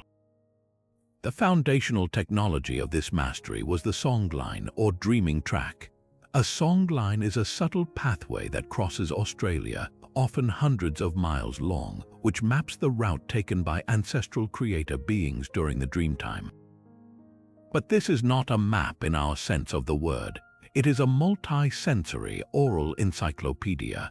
The songline is remembered and navigated through a series of specific songs, dances, and paintings that describe the landmarks, the resources, and the necessary rituals associated with every step of the journey. To sing the song of the emu ancestor is to mentally walk his path, noting the exact rock formation that represents his footprint, the specific waterhole where he stopped to drink, and the patch of yam plants that grew where he rested. The song itself is the map, its rhythm and lyrics holding precise geographical and ecological data passed down flawlessly through countless generations. This knowledge was not abstract, it was a matter of life and death in an environment of extreme contrast. Australia contains some of the most arid and unforgiving landscapes on the planet. The navigators' genius lay in their deep-time environmental science. They possessed a complex and precise mental calendar of seasonal changes that governed everything. They knew not just the cycles of the sun and moon, but the flowering patterns of specific plants that signaled the arrival of fish in a river, or the breeding season of a particular animal that indicated it was time to move to a different part of their country.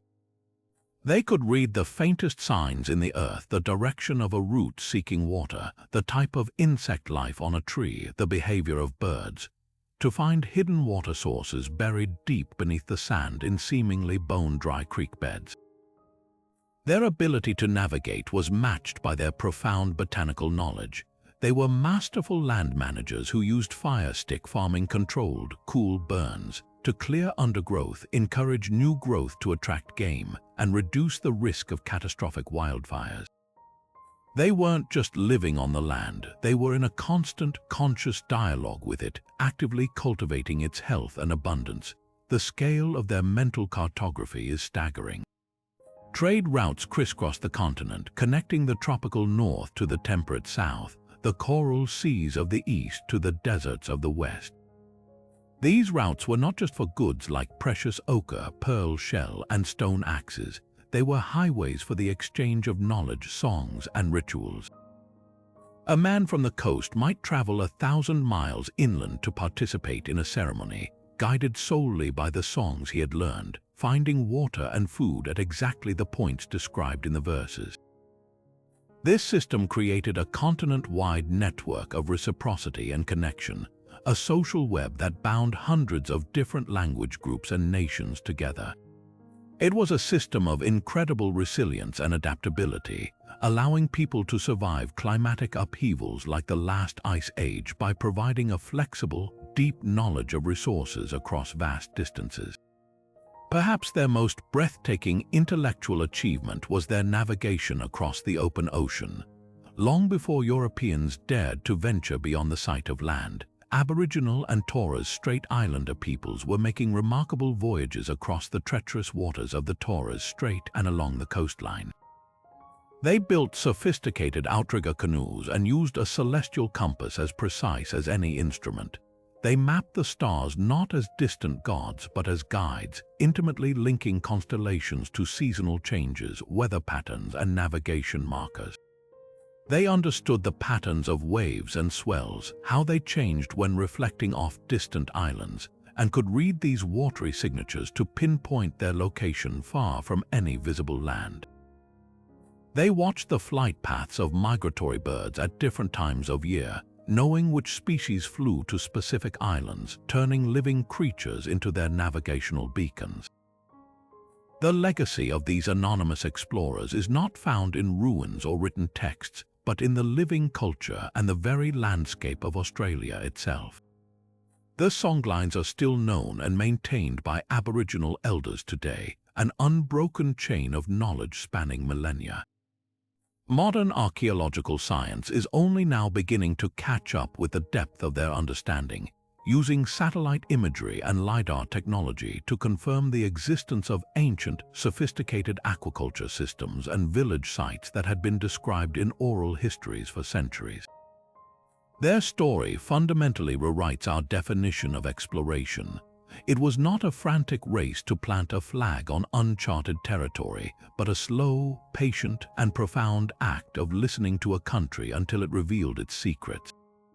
They teach us that the greatest journey is not about crossing a finish line, but about learning how to belong.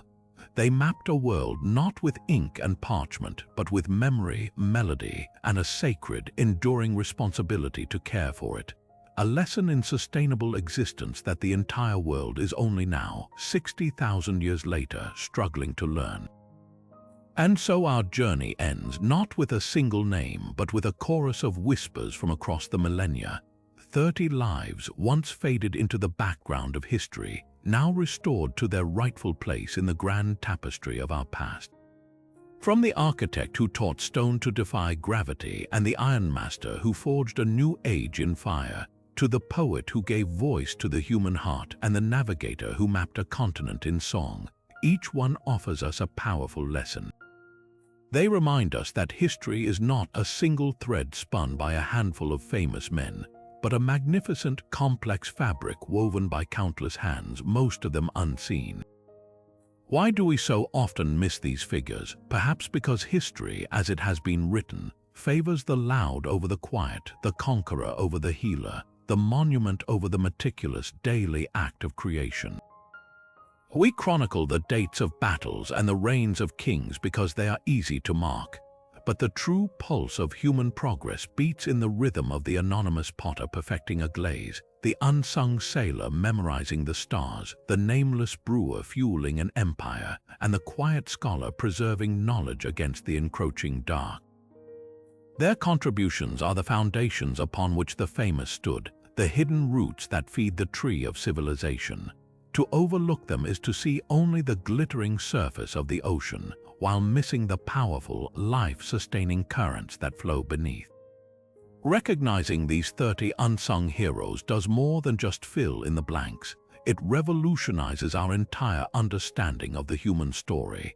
It becomes a narrative not of isolated genius, but of collective, collaborative ingenuity. It is a story where a Chinese alchemist's failed experiment in immortality can alter the fate of nations, where a Babylonian businesswoman can master an economy from her tavern, and where a Nubian commander's loyalty can shape the destiny of the very empire that recruited him. This is a richer, more complete, and profoundly more interesting history, one that celebrates the problem solver, the caregiver, the artist, and the explorer with the same reverence we have long reserved for the emperor. This shift in perspective doesn't just change how we see the past, it changes how we see our own time. It challenges us to look around and ask, who are the unsung heroes of today? They are not likely to be trending on social media or gracing the covers of magazines. They are the researchers in labs quietly working on cures, the teachers shaping the minds of the next generation, the engineers designing resilient infrastructure, and the countless individuals performing acts of profound kindness and integrity without any expectation of reward. They are the ones doing the essential, often invisible work that holds our world together and gently pushes it toward a better future. Their stories are being written right now in the choices they make every day. And that is our final takeaway. History is not a closed book, it is a story we are all still writing. By remembering the forgotten figures of antiquity, we learn to value the right things in our own era. We learn to look beyond the spotlight and appreciate the deeper, steadier sources of light, so we turn the question to you. Which of these unsung heroes from the ancient world resonated most deeply with you? Was it the courage of Agnotus fighting for the right to heal, the ingenuity of the Roman concrete engineer whose work still stands, the profound connection of the Aboriginal songline keeper? Share your thoughts in the comments below. Let's continue this conversation and give voice to the past together. Thank you for joining us on this exploration. Remember to look for the unsung heroes in your own world and perhaps strive